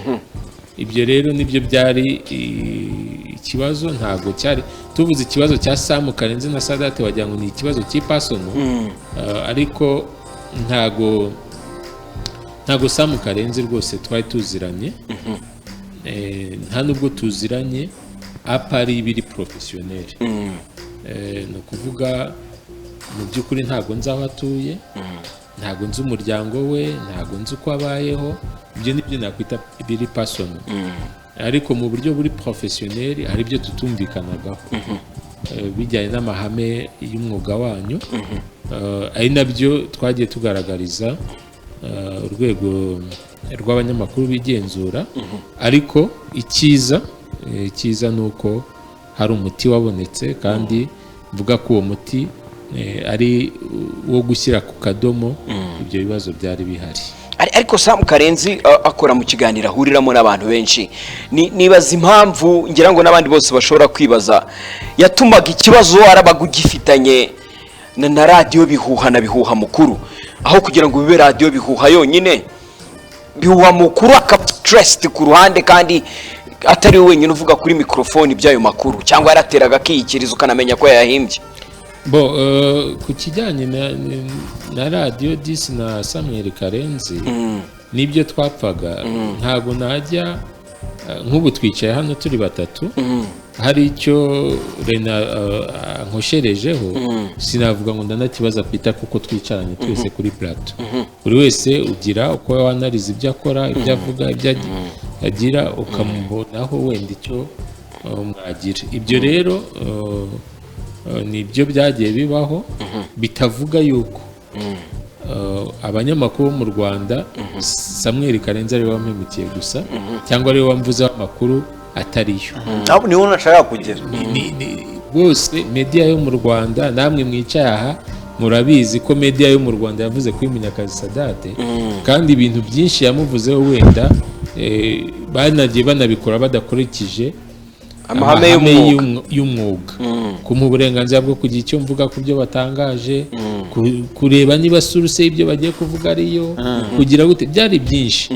So kuba rero Samuel Karenzi na radiyo disi wenda byarageze aho tujya tunaregana n'iki, ni uko wenda hari impamvu zihariye zagendana arizo dushaka kutubwira, kuko urumva kuko ikirego cyarabisobanuraga neza kikavuga Sam Karenzi mu izina, kandi urabizi neza ko nk'umuntu ukorana n'itangazamakuru nawe uba ufite information ko byinshi mu byo tuvugira aha mbere ko ibitangazamakuru bitwihakana, mbere yuko ibitangazamakuru bitwihakana byose bibazwa igitangazamakuru dukorera, ntabwo bibazwa umunyamakuru ku giti cye. Ese iyo radio televiziyo akorera yaramwihakanye, ubona kumurega wenyine ku kirego cya stressingaga Sam Karenzi. nanone unabihuze muri za miliyoni z'abantu bakuvuze, ukavuga ko benshi banavuze ibintu bibi, guprononsa Sam Karenzi ko ari we wakumereye utukura, ahubwo ari we yameneye utukura. reka wenda mpere ku cyo wari uvuze ati wenda ise radiyo disi yaramwihakanye umurega wenyine. Oya, mu kirego nari natanze ni ibirego bibiri, kimwe cyagiye tariki 23 z'ukwezi kwa 11 umwaka ushize, ikindi kiba ku 19 z'uku kwezi kwa gatatu 2021. Ntabwo naregaga Samuel Karenzi, naregaga Samuel Karenzi ndetse na radiyo disi. Kubera iki nta kazungu Clave urimo? Nibyo nagusobanuriye, umuntu murega nyine ukuri. Kuki nta Axel urimo? Ntabwo nari kubarega, ntacyo mbafite cyo kubarega. ngo bakuvugaga neza undi akakuvuga nabi bicaranye. Bon, ndagira ngo nongere mbasobanurire gukora inkuru kuri Sadate, yaba nziza cyangwa yaba mbi, kuko wowe ushobora gukora inkuru yaba nziza yaba mbi, sibyo? Ariko icyo ntemera ni ukuvuga ngo urankoraho inkuru itariyo, icyo nicyo kiba ari ikibazo. Nawe kunkoraho, reka mvuge utangaje nk'inkuru y'umujura, kuri iriya mujura iriya nkuru ni mbi, ariko ni la verite, ariko ikoze neza, ikoze neza, yego. Ariko ugiye kuvuga ngo kanaka ni umujura umubeshyera, icyo gihe uba uyikoze nabi. So icyo mvuga rero ntago nari kujya kurega abantu kuko bamvuze, n'ubu bazamvuga, n'aka kanya wenda namwe ejo muzamvuga cyane, utinze kuhava ahubwo. Ariko icyo mparanira ni uko muvuga inkuru nyine ya nyayo. Rero kuri Sam Karenzi na radiyo disi, icyo mbona gikuru ni uko twashatse igisubizo, kandi igisubizo kitubereye twese, kandi ariko Sada turimo raducabiranya nk'abana batoya natwe, kandi urabibona turabagabo, dore ubwanwa, imvi zirimo ziraza. Turakubaza Sam Karenzi ukatubwira umuti, ukatubwira ngo wakoze inkuru. Sam Karenzi akora n'abantu benshi, inkuru yakuvuzeho itariyo ituma izina rye ribasurinye, niyihe tureke guca hirya no hino twikojeje muri rya gaca tugaruka he?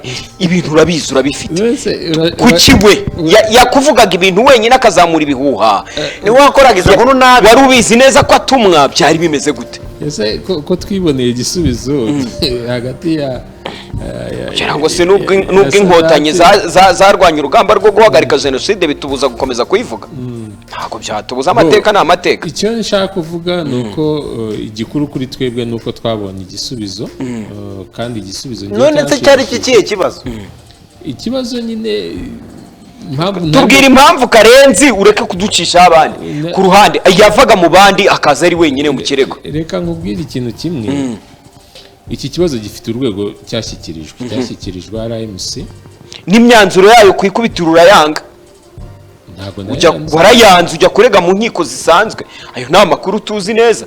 mwaricaye na Karenzi n'ubuyobozi bwa Radio 10 n'ubwa RMC muraganira, bakubwira yuko mugiye kwiyunga n'ibiciro, avuga uti nge simbyemeye ndabijyana mu zindi nkiko. ubwo rero nawe waba utangiye kuvuga inkuru zitari zo. none si imyanzuro yibanze mbimpakanye ko butayanze ubwo rero nawe ndakugezayo, kuko ahari araduha ukuri. ntabwo ibyo ndi kuvuga urumva muri ndaho bitandukaniye, kereka ndi kubivuga Daso na Busanza adahari. sibyo ikizi inkuru koza neza uriha urahari.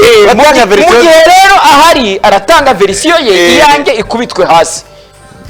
warangije nasoje wasoje kubita hasi Sada ndakwemereye. ntabwo nkubita hasi, nta gihari cyo gukubita hasi, nta kintu kimurimo buriya. ndumiwe. ikirego cya mbere cya Radio 10 na Sam Karenzi gifite imyanzuro cyafatiweho,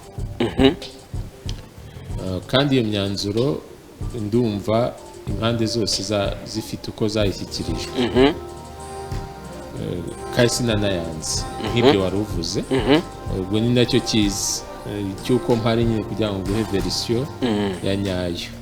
Bajeni ya nyayo rero ni uko bafite ibyo basabwe mu kirego cya mbere byarimo, ndumva cyo cyaragiye ahagaragara, harimo yuko bagomba gukora kinyamwuga, bagomba gutandukanya ibitekerezo by'umunyamakuru n'inkuru, harimo yuko bagomba kujya batanga amakuru, batanga umwanya ku bavuzwe mu nkuru, harimo yuko bagomba kubahiriza amahame irya kabiri, irya gatatu, irya kane, irya 13 n'ibindi nk'ibyo ngibyo.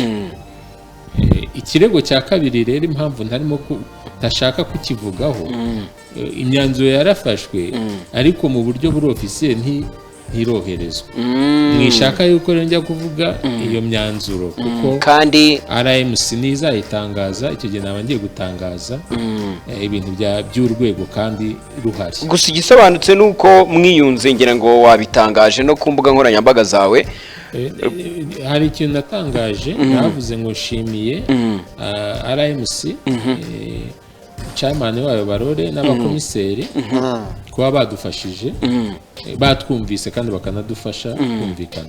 ndongera nshimira Radio 10 ndetse n'umunyamakuru Sam Karenzi kuri engagement bafashe zikemuye ikibazo ku buryo bwa burundu. Yego.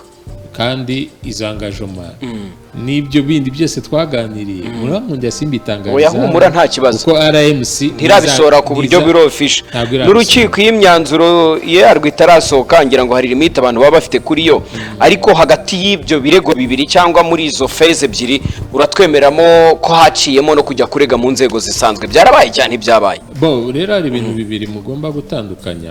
umunyamakuru witwa wenda Pete Philipite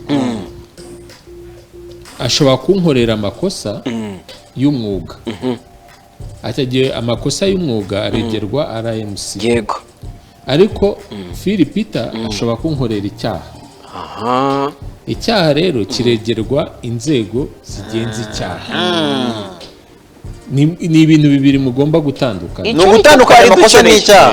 ni ugutandukanya amakosa y'umwuga kuko ngewe mfite ubuzima bw'umwuga ariko no hanze nkagira ubundi ubuzima butari ubw'umwuga. bityo rero ntago muri karitsiye nzananirwa kwishyura isuku cyangwa umutekano cyangwa ngo nkore irindi kosa ngo banjyane muri RMC ngo nuko ndi umunyamakuru. ahubwo dushaka kumenya Sam Karenzi yari yagukoreye ibiki mu buzima busanzwe. bo icyo rero nacyo ntabwo nagisubizaho kubera impamvu ebyiri. Impamvu ya mbere ni uko iyo ari icyaha haba hari investigation. ubwo ngiye kujya hano ku karubanda ngo mvuge ngo byagenze gutya naba ndimo kubangamira investigation. irakomeje. Impamvu ya kabiri ubwo ari nayo isubiza icyo ngicyo ni uko kuba twarabashije kugeraho ibyo twumvikanaho ku rwego rwa RMC bishobora no gutuma noneho na bya bindi umuntu ashobora kubireka yuko ni ukuvuga ko n'ubundi byaha nashobora kuba namurega bishobora kuba n'ubundi byaraterwaga n'impamvu zimwe na zimwe ziva ku mwuga. Niba rero ku mwuga byakemutse tubashije kuhumvikana nta mpamvu Sadati nta nyungu yagira yuko Sam Karenzi yafungwa, nta nyungu yagira yuko yava mu muryango we n'ibindi. Icyo gusa nifuzaga nanabwiye RMC nuko nari nkeneye amahoro, nkakenera kuba umuntu n'uw'agaciro. Umuntu buriya ngo Imana yaremye umuntu irangije itegeka ibiremwa byose kumuha agaciro biramwubamira nuko yari ahawe agaciro. Constitution yacu ivuga yuko umuntu ari umunyacyubahiro, ari uw'agaciro. Nanjye icyo nasabaga RMC ni ukubona agaciro kanjye, ni ukubahwa, ni ukubona amahoro rwose. Mu magambo make icyo nasabye RMC nayisabaga nti nkeneye amahoro, nkeneye yuko ndyama asinzira ntari bwumve Philipita ambeshyera ngo nciye aha n'ibi ngibi cyangwa ngo biraryana. Nubwo mfite mikoro hano ariko ndabizi burya kwicara ukavuga umuntu rwose utavuga facts biraryana cyane. Ariko Sadat nubwo ngira ngo bakubangamiraga nk'uko ubivuga, ariko nawe ngo ntiwari uboroheye, uri wararemye udutsiko duhuriye ku mbuga nkoranyambaga za email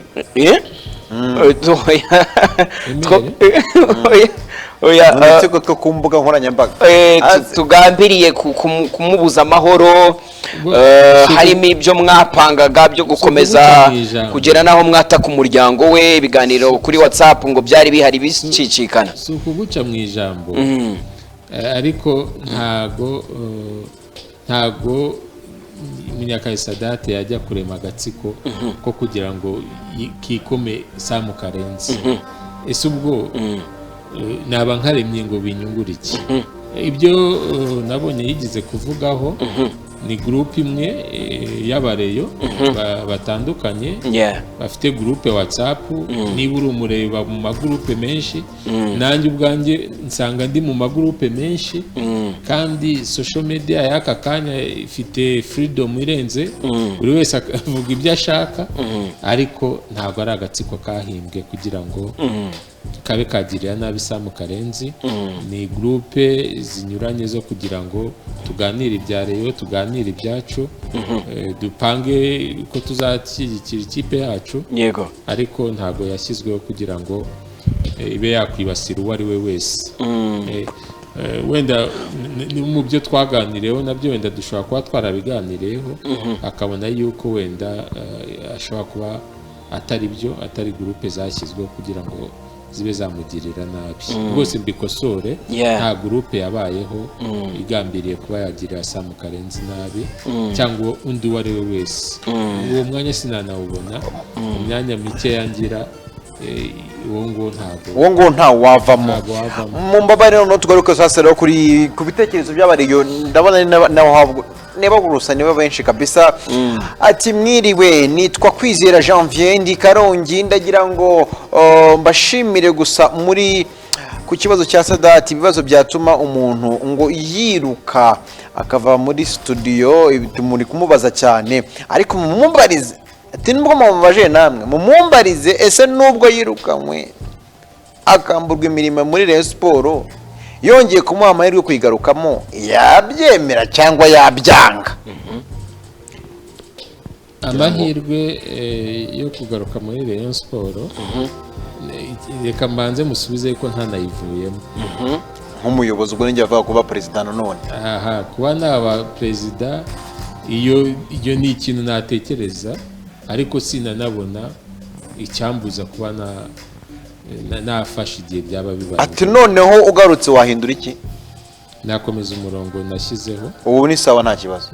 nawukomeza, ubu ni sawa rwose.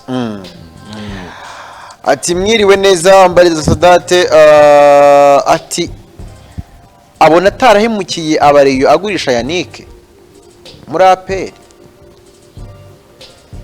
ati none se ubu ntatekereza kwiyamamariza kuyobora Ferwafa? Ku kijyanye no kugurisha Yannick, umufana nyine ubwo uhita numva urwego rw'umuntu ubajije ikibazo.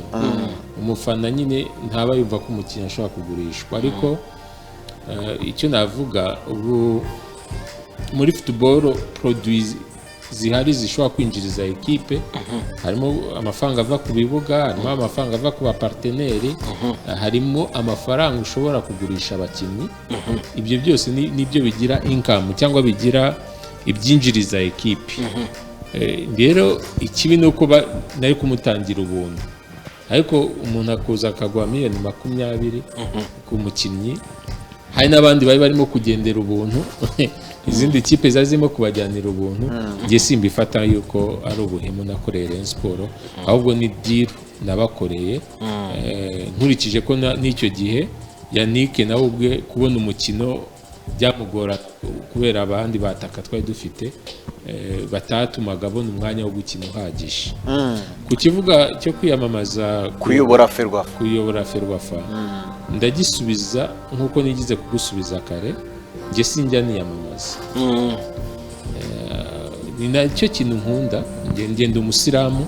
Muri Isilamu rero duhitamo yuko umuyobozi ari umuntu abantu bumvikanaho, abantu bareba bakavuga ati Philipita kuva ku Isango harya se waherera muri Sunday night, yego urumva ko nkuzi, yakoze ibi n'ibi tumushyize wenda ku isibo yadufasha.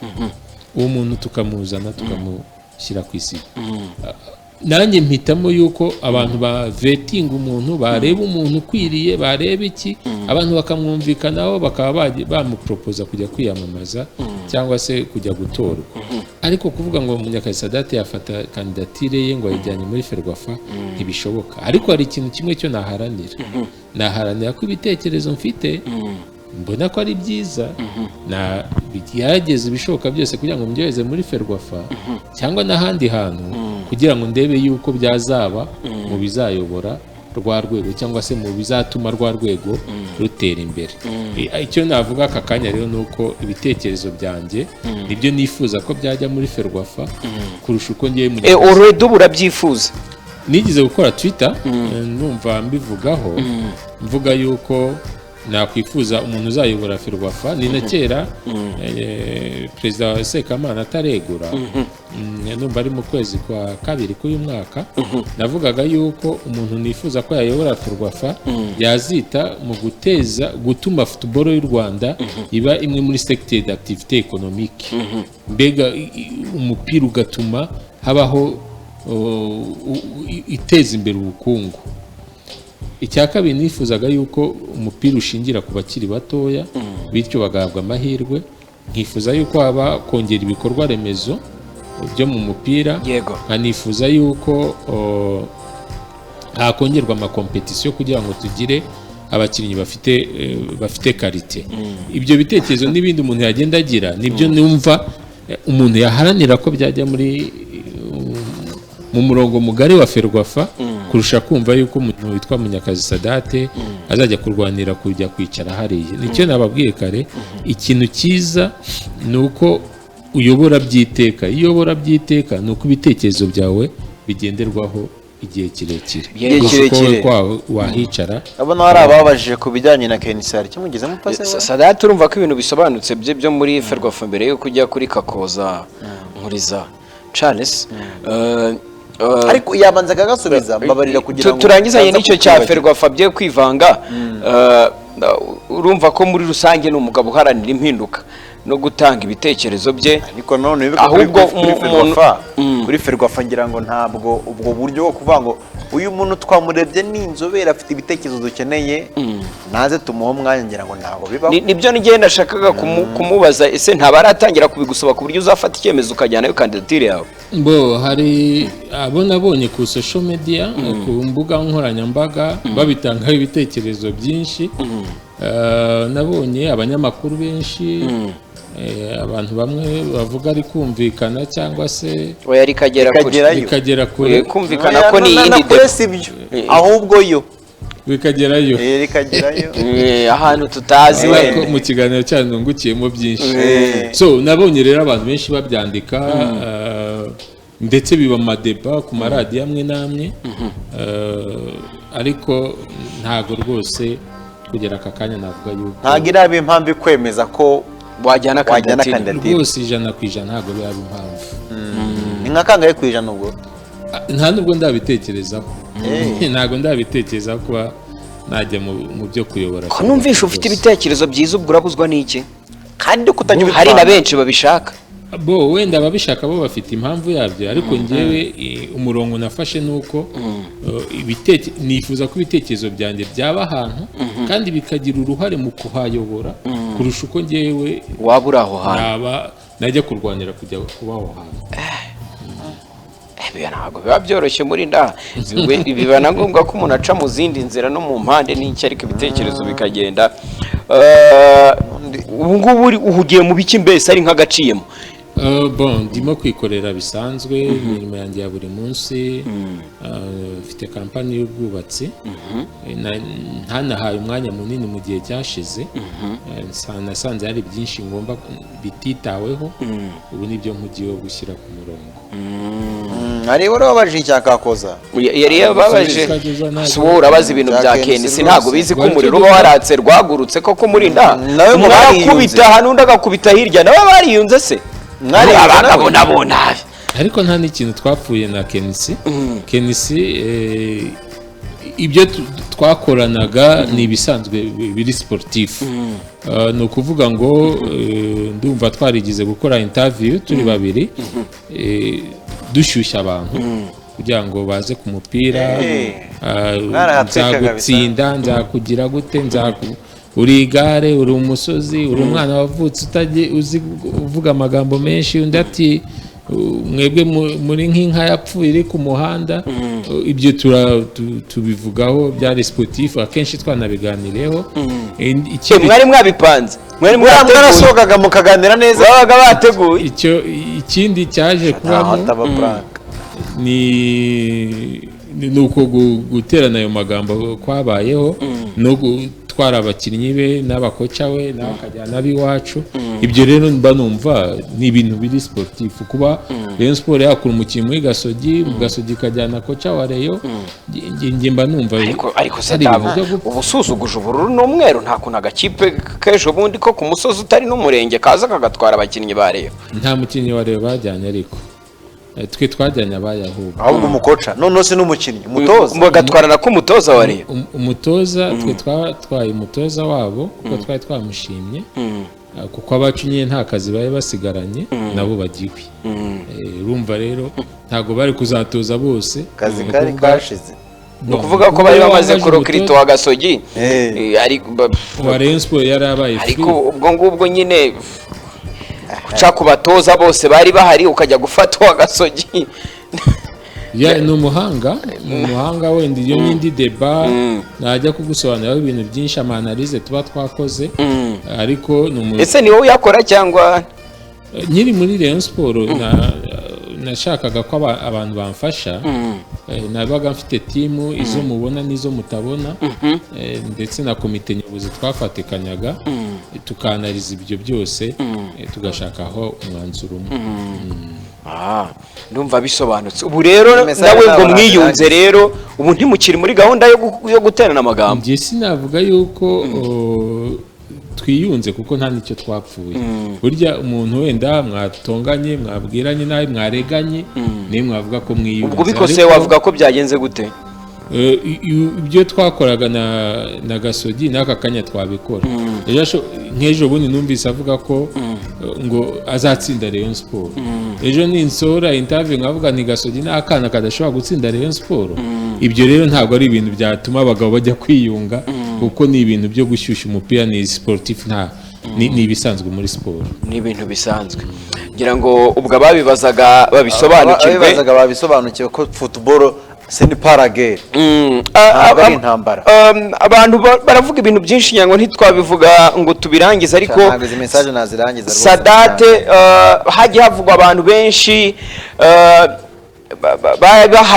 baharaniye cyangwa bakurikiye inyungu bwite muri Rayon Sport, ngira ngo n'impinduka utavuzeho neza ariko nazo zirimo mugapfi bya Skol, mugapfi biki n'ibindi byinshi, ariko bikavugwa ko nawe ngo utari woroshye kutari kujya guta kampani yawe y'ubucuruzi y'ubwubatsi ngo ujye mu kintu kitakwinjiriza kandi uri umugabo ufite imigambi ushaka gutera imbere, hari n'umuryango wumva guteza imbere.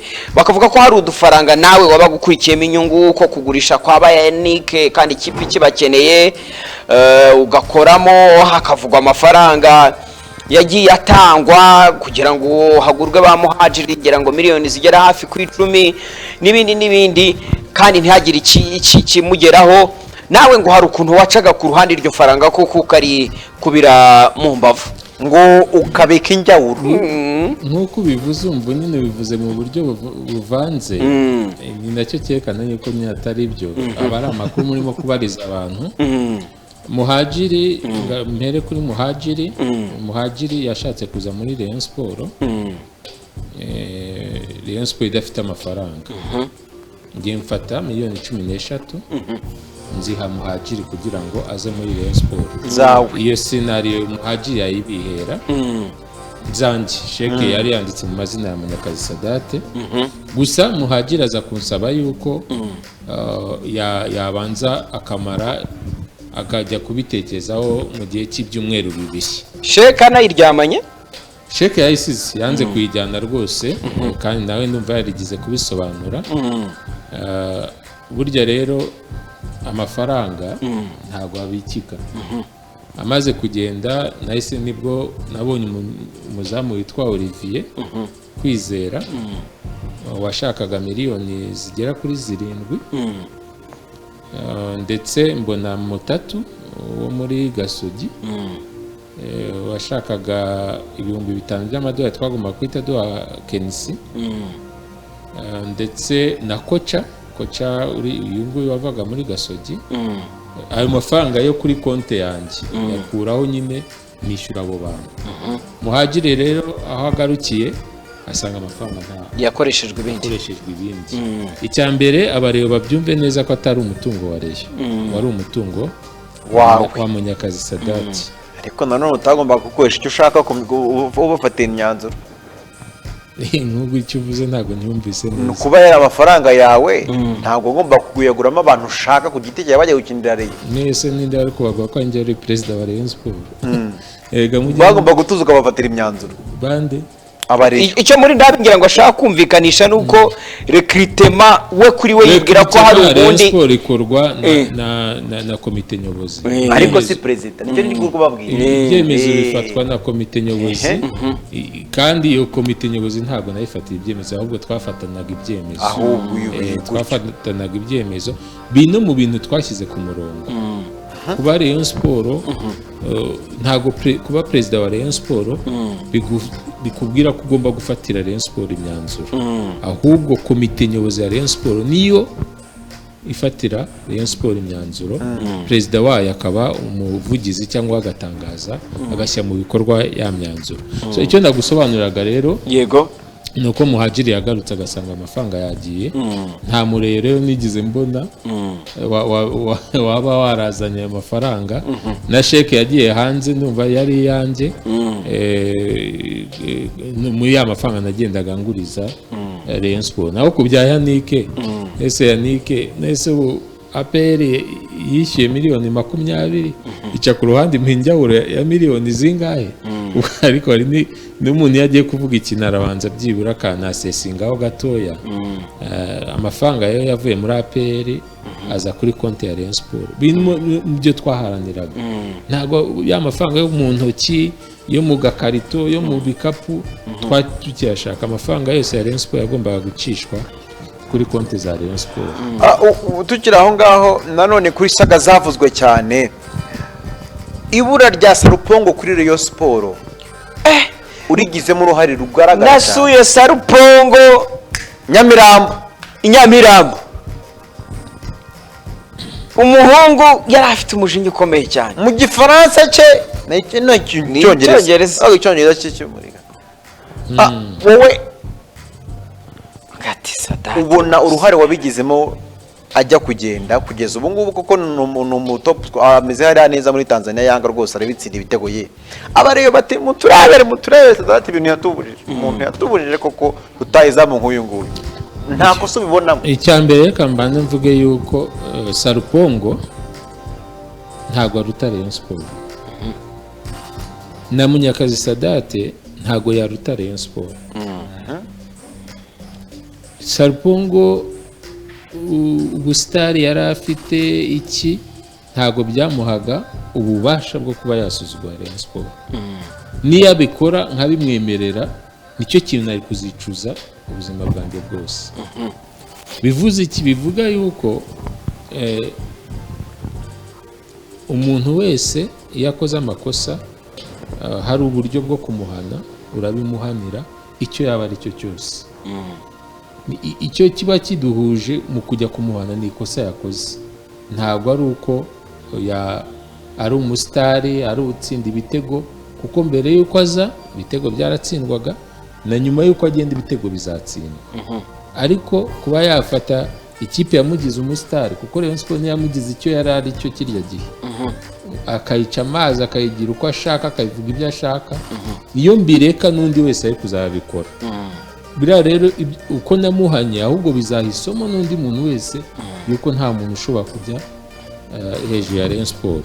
Iby'ubuhanga bwe iby'iki byo sinabijyamo, gusa inkuru ziva muri Tanzania nuko n'ubundi bitameze neza cyane, ariko ibyo simbijyamo. Navugaga ku cyemezo nafashe. Ntabwo ajya Peter wewe mwaganiriye, ndibuka ko mwagiranye ikiganiro kirekire umuhungu afite agahinda avuga ko ikibazo gifitanye na Sadati cyangwa na Rayon perezida, ikibazo yari agifitanye na perezida kubera ko perezida yafataga ibyemezo uri kumva ataganiriye n'abakinnyi.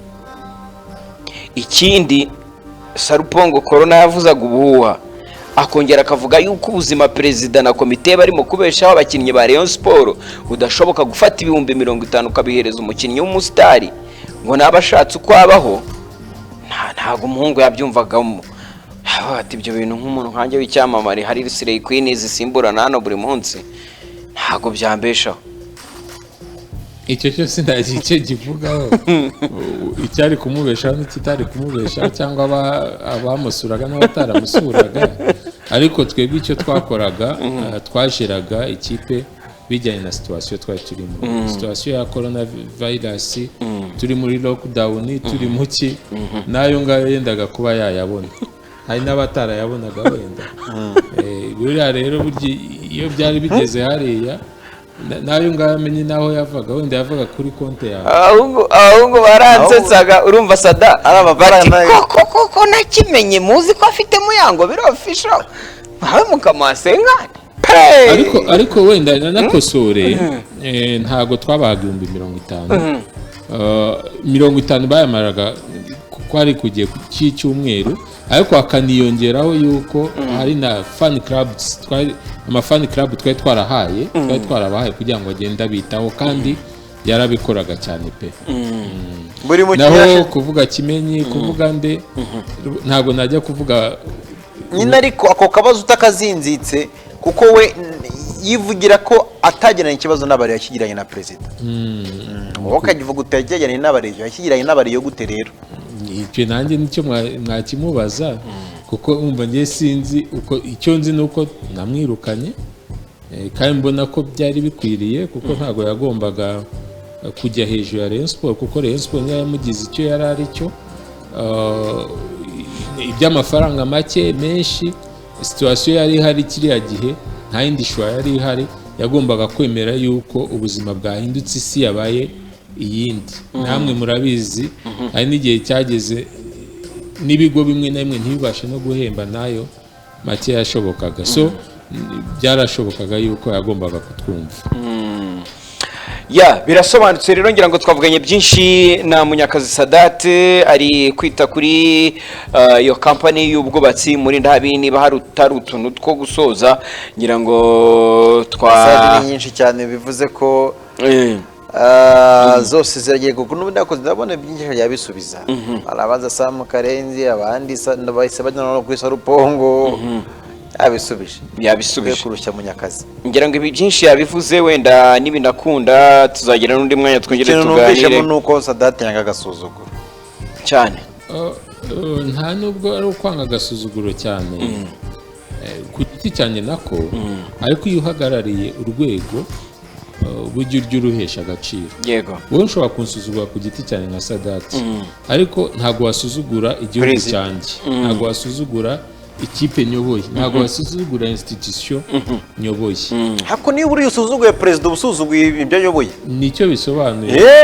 bice bishumvika ushobora kuza ukansuzugurira iwanjye cyangwa mu nzira duhuye ariko iyo bigize ishu ya perezida n'icyo ayoboye icyo gihe uba watangiye kurenga ya mirongo itukura kandi uba ugomba gushyirwa ku murongo ni nacyo twakoraga muri Rayon Sport abantu barabyukaga kumva yuko yakora ibyo ashaka byose nawe wenda yumvaga yuko kuba ari star cyangwa ari umuntu ukomeye byashoboraga gutuma yikora ibyo yishakiye yes Sadate reka dusoze ngira ngo wenda watubwira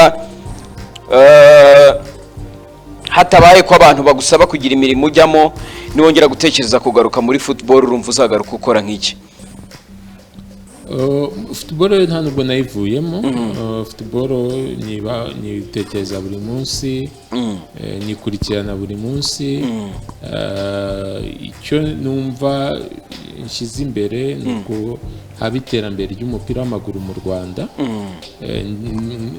bitangamo ibitekerezo nkifuza yuko iryo terambere kandi rizatwereka yuko mu gihe kiri imbere tuzaba dufite igihugu gifite umupira wo ku rwego rwo hejuru nta handi bizaturuka ni hariya hasi mu bana icya kabiri ni uko hagomba kubaho kompetisiyo nyinshi mu Rwanda kuba dukina shampiyona y'icyiciro cya mbere n'icya kabiri gusa byonyine harimo ikibazo ntabwo wavuga ngo abo bakinnyi ufite aho bakuye ni ukuvuga ikipe yo mu cyiciro cya kabiri yakagombye kwikura umukinnyi mu cyiciro iyo mu cyiciro cya mbere yakagombye kwikura umukinnyi mu cyiciro cya kabiri ariko se wo mu cya kabiri yamukuye hehe ibyo rero nibyo mvuga ngo bongereza kompetisiyo kandi ibyo byo tuzakomeza kubitangaho inama ndetse n'ibitekerezo kugira ngo tugire ikipe ikomeye nyambwira abantu buriya amashami turamurenganya abantu bajya bavuga amashami ntashoboye ariko se kuko mu rusyo agomba no gukoma ingasire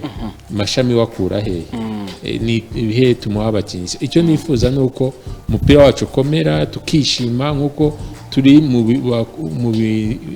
mu bintu bikomeye byose muri Afurika n'u Rwanda mu mupira w'amaguru nawe ukaza ugakomera kandi bishingiye kuri ibyo icyo rero nzakora no kugukomeza ngatanga ibyo bitekerezo ningira amahirwe bakabyumva ni byiza bitanumvikanye nta kibazo byaba bitwaye ariko icyo nshyize imbere cyane ni icyo ngicyo nawe wishimiye ko shampiyona yagarutse nta muntu ukunda football utabyishimiye wabonye systeme bakoresheje se ari sawa wayikunze ari amatsinda ni bya bindi umuti ubusharira ariko abantu baba bagomba kunywa nta yandi mahitamo twari dufite kuko mu kwa gatatu tuba tugomba kwandikisha abakinnyi amakipe azajya mu mikino nyafurika so nta yandi mahitamo twari dufite nk'igihugu niba atari ibanga umaze kuburuka nk'abantu bangaye kuri Twitter ni 3,471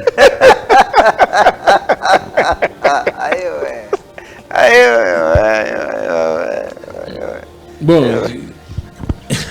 ifukimbanye base we gamaje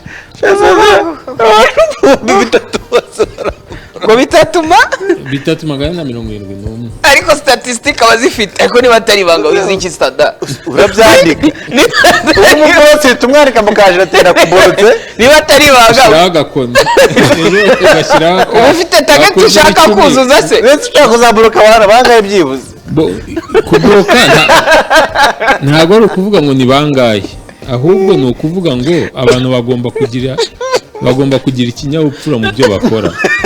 Kuba naguhaye access kuri account yanjye ntabwo biguha access yo kuza kuntukiraho. Nta n'impamvu ngomba kubana n'umuntu uza kuntukira mu byanjye. Ufite uburenganzira bwo kubimukuramo. kaba ari agasuzuguro. ibi birirwa bantuka nkaheza Oya, iyo ntutse ni principe iyo ntutse kuri Twitter ndakubloka. Bitandukanye nuko wampa igitekerezo kinyuranye n'ibyanjye. Ariko iyo ntutse rwose. Muri abo harimo abanyamakuru bangahe? Oya, nta munyamakuru n'umwe. Ntawe ndumva, cyeka wenda abaye uwo ntazi, ariko nta munyamakuru n'umwe. Na Sam Karenzi niho mubrotse? Oya, ntabwo Sam Karenzi namubrotse rwose. Saza arababroka koko. Uri umurakare koko. Ngira ngo rero byari ibyo ngibyo. Harya hanze y'u Rwanda ufana iyihe kipe? Fana Liverpool, kandi ntituri mu bihe byiza. Ntituri mu bihe byiza, ariko bizagenda neza. Football niko bigenda. Ya, ndumva bisobanutse. Ubwo muziki uracyabasha kumva? Ujya ugeramo kumvamo uturirimbo tu? Muziki rero burya ni ngombwa. Hari ibintu nkunda siporo, nkakunda umuziki, nkakunda na filime, kandi ibintu byose ubundi byakagombye kuba nta nicyo bibangamira. Njya nkumva cyane. Ikintu nanishimira mwatewe imbere uko ubu ngubu umuziki nyarwanda byibura ku rwego rwacu hano mu Rwanda umaze kujya ku rundi rwego. Ibuka kera mubyita gukina indirimbo, mwakinaga iz'amahanga, iza Uganda, Tanzania, hehe, ariko rwose ubu iyo wumvise wumva nka 80% indirimbo murimo gucisha ku maradiyo yanyu n'amateleviziyo ari inyarwanda. Kera rero byari binyuranye. Ni ikintu cyo kwishimira ubu ngubu. Byiza cyane. Ubwo nk'akaririmbo karimo karagufasha muri iyi minsi iyo ufunguye, harya ni Suzuki utwara? Niyo Grand Vitara Suzuki. Rero ufunguye Suzuki yawe ukunda kumva mutu twabandi aga playlist. Oya, Munyakazi se ntimuze ko nyine muri iyi minsi ameze neza. Njya nkurikirana indirimbo ze, ariko buriya kintu cyitwa umuziki kiragatsindwa. Uko imyaka igenda ikura wowe ugenda ugumana n'imiziki yawe ya kera. N'ubundi babandi bagezweho mu gihe cyacu usanga ari bukunda gukurikirana. Hari ubwo umbajije uti nk'indirimbo wumvise ikagushimira, ikumva irimo kukubwira ibibaho, ni indirimbo yitwa Yuda ya Knowless. Abayuda bari bakubereye benshi koko. Na mbere y'ibindi byose byo bike, ariko natekereza ukuntu umuntu agusuhuza n'akaboko kamwe akandi gafite inkota. Nakundaga kumva iriya ndirimbo nkumva hari ubutumwa yakagombye kubiha abantu mu buryo rusange. Ukabantu bazi bakabyara. Ni hatari. Abahanzi baririmba ibintu biri cyane. Reka tumushimire rero Munyakazi Sadate, ni by'agaciro. Ngira ngo nawe twaguha umwanya kugira ngo hari icyo ushaka kubwira abakunzi ba Rayon, abakunda football muri rusange, aba sportif bari badukurikiranye kuri mugoroba, ubutumwa ushaka kubaha n'ibindi bitandukanye. N'umwanya wawe wenda tukabona kuguherekeza kugira ngo dukomeze n'andi makuru. Nabonye Dorcas na Vestina basohoye indirimbo yabo yitwa Papa, n'abana bato baririmba gospel. Ubwo wenda nabo uraza kugenda ubashake, n'abana bameze neza cyane barimo gukora amateka. Rene yabo zabanyereka. Icyo navuga, reka mane nshimire Isibo TV kuri uyu mwanya yaduhaye muri Sunday Choice. Ni umwanya mwiza mbashije kuganiramo n'abankurikira n'abareyo ndetse n'abandi banyarwanda muri rusange. Ndashimira rero n'abaduteze amatwi bafashe umwanya wabo, ababajije ibibazo byari byinshi wenda ntitwabashije byose kubivuga. N'ubu haracyaza ibindi ubu ndi gukontorora hano, ndabona byambanye byinshi. Ibyo byose kuba batubaza nuko wenda hari ibyo bari bakeneye ko tubasobanurira, kandi n'uburenganzira bwabo. Ndashimira rero abo bose baduteze amatwi, nkashimira mwebwe twabanye muri iki kiganiro, nkashimira abambaye hafi mu bihe bitari byoroshye, nkashimira komite nyobozi ya Rayon Sport twabanye. Yego rwose n'abagabo nyabagabo pe babandi baba ku bitekerezo byabo nubwo abantu wenda ari njye wamamaye cyane ariko rwose komite nyobozi twabanye yari abagabo nashima kandi n'ubu nyishima cyane. Nyuma yo gushima abo bose rero nkavuga nti icyangombwa ni uko dushyira hamwe nk'abareyo tugashyigikira ubuyobozi dufite tugashaka igikombe byose biracyashoboka kandi nzi neza ko abareyo dushyize hamwe byose birashoboka. Ubundi nkavuga ngo Sadate ni umureyo arahari igihe cyose azakomeza kuba hafi ya ekipe ye mu kubaka ikipe ndetse n'igihugu muri rusange.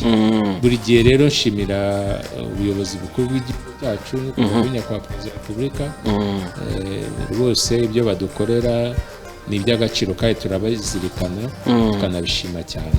Yes, urakoze cyane. nawe rero reka tukureke ujye kureba uko wigenza, sinzi niba wafashe ifutari cyangwa iswawu ikimeze nabi. Moses yambwiye kuza kare nageze hano mbategereza nk'isaha cyangwa irenga ubwo wenda urumva ko yatumye ifutari ntayifata uranzamuca amande niduhurira hanze. Ubwo utayifashe ubwo bigenza gute? Ndagenda nyifata ubu turacyafite umwanya. Baracyari amasaha barabyemerewe. Baracyari amasaha ariko birakorohera kurya ubyutse kubyuka kare kare saa 11 ukarya. Mu gitondo byo kurya umuntu abyutse ntago njya mbibasha. Iyo ndi ifutari yo ku mugoroba ibihagije kabisa. Ubwo n'abandi rero bari mu bihe nk'ibi ngibi byo gufunga cyangwa gusiba ku bayisilamu b'inshuti zacu bose, ubwo turabazirikana mukomeze gukomera ku ntego kandi mukomeze kugira igisibo cyiza cyane Sadate yakoze.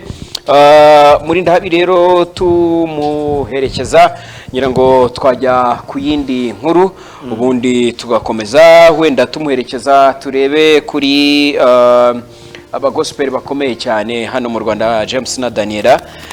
Baravuga ku ndirimbo yabo mpa amavuta yari maze iminsi yaribwe ku mbuga nkoranyambaga, hari undi muntu urimo kwicuruza ariko ko nabo bazikoresha cyane ngira ngo barabiharaniye bashaka license.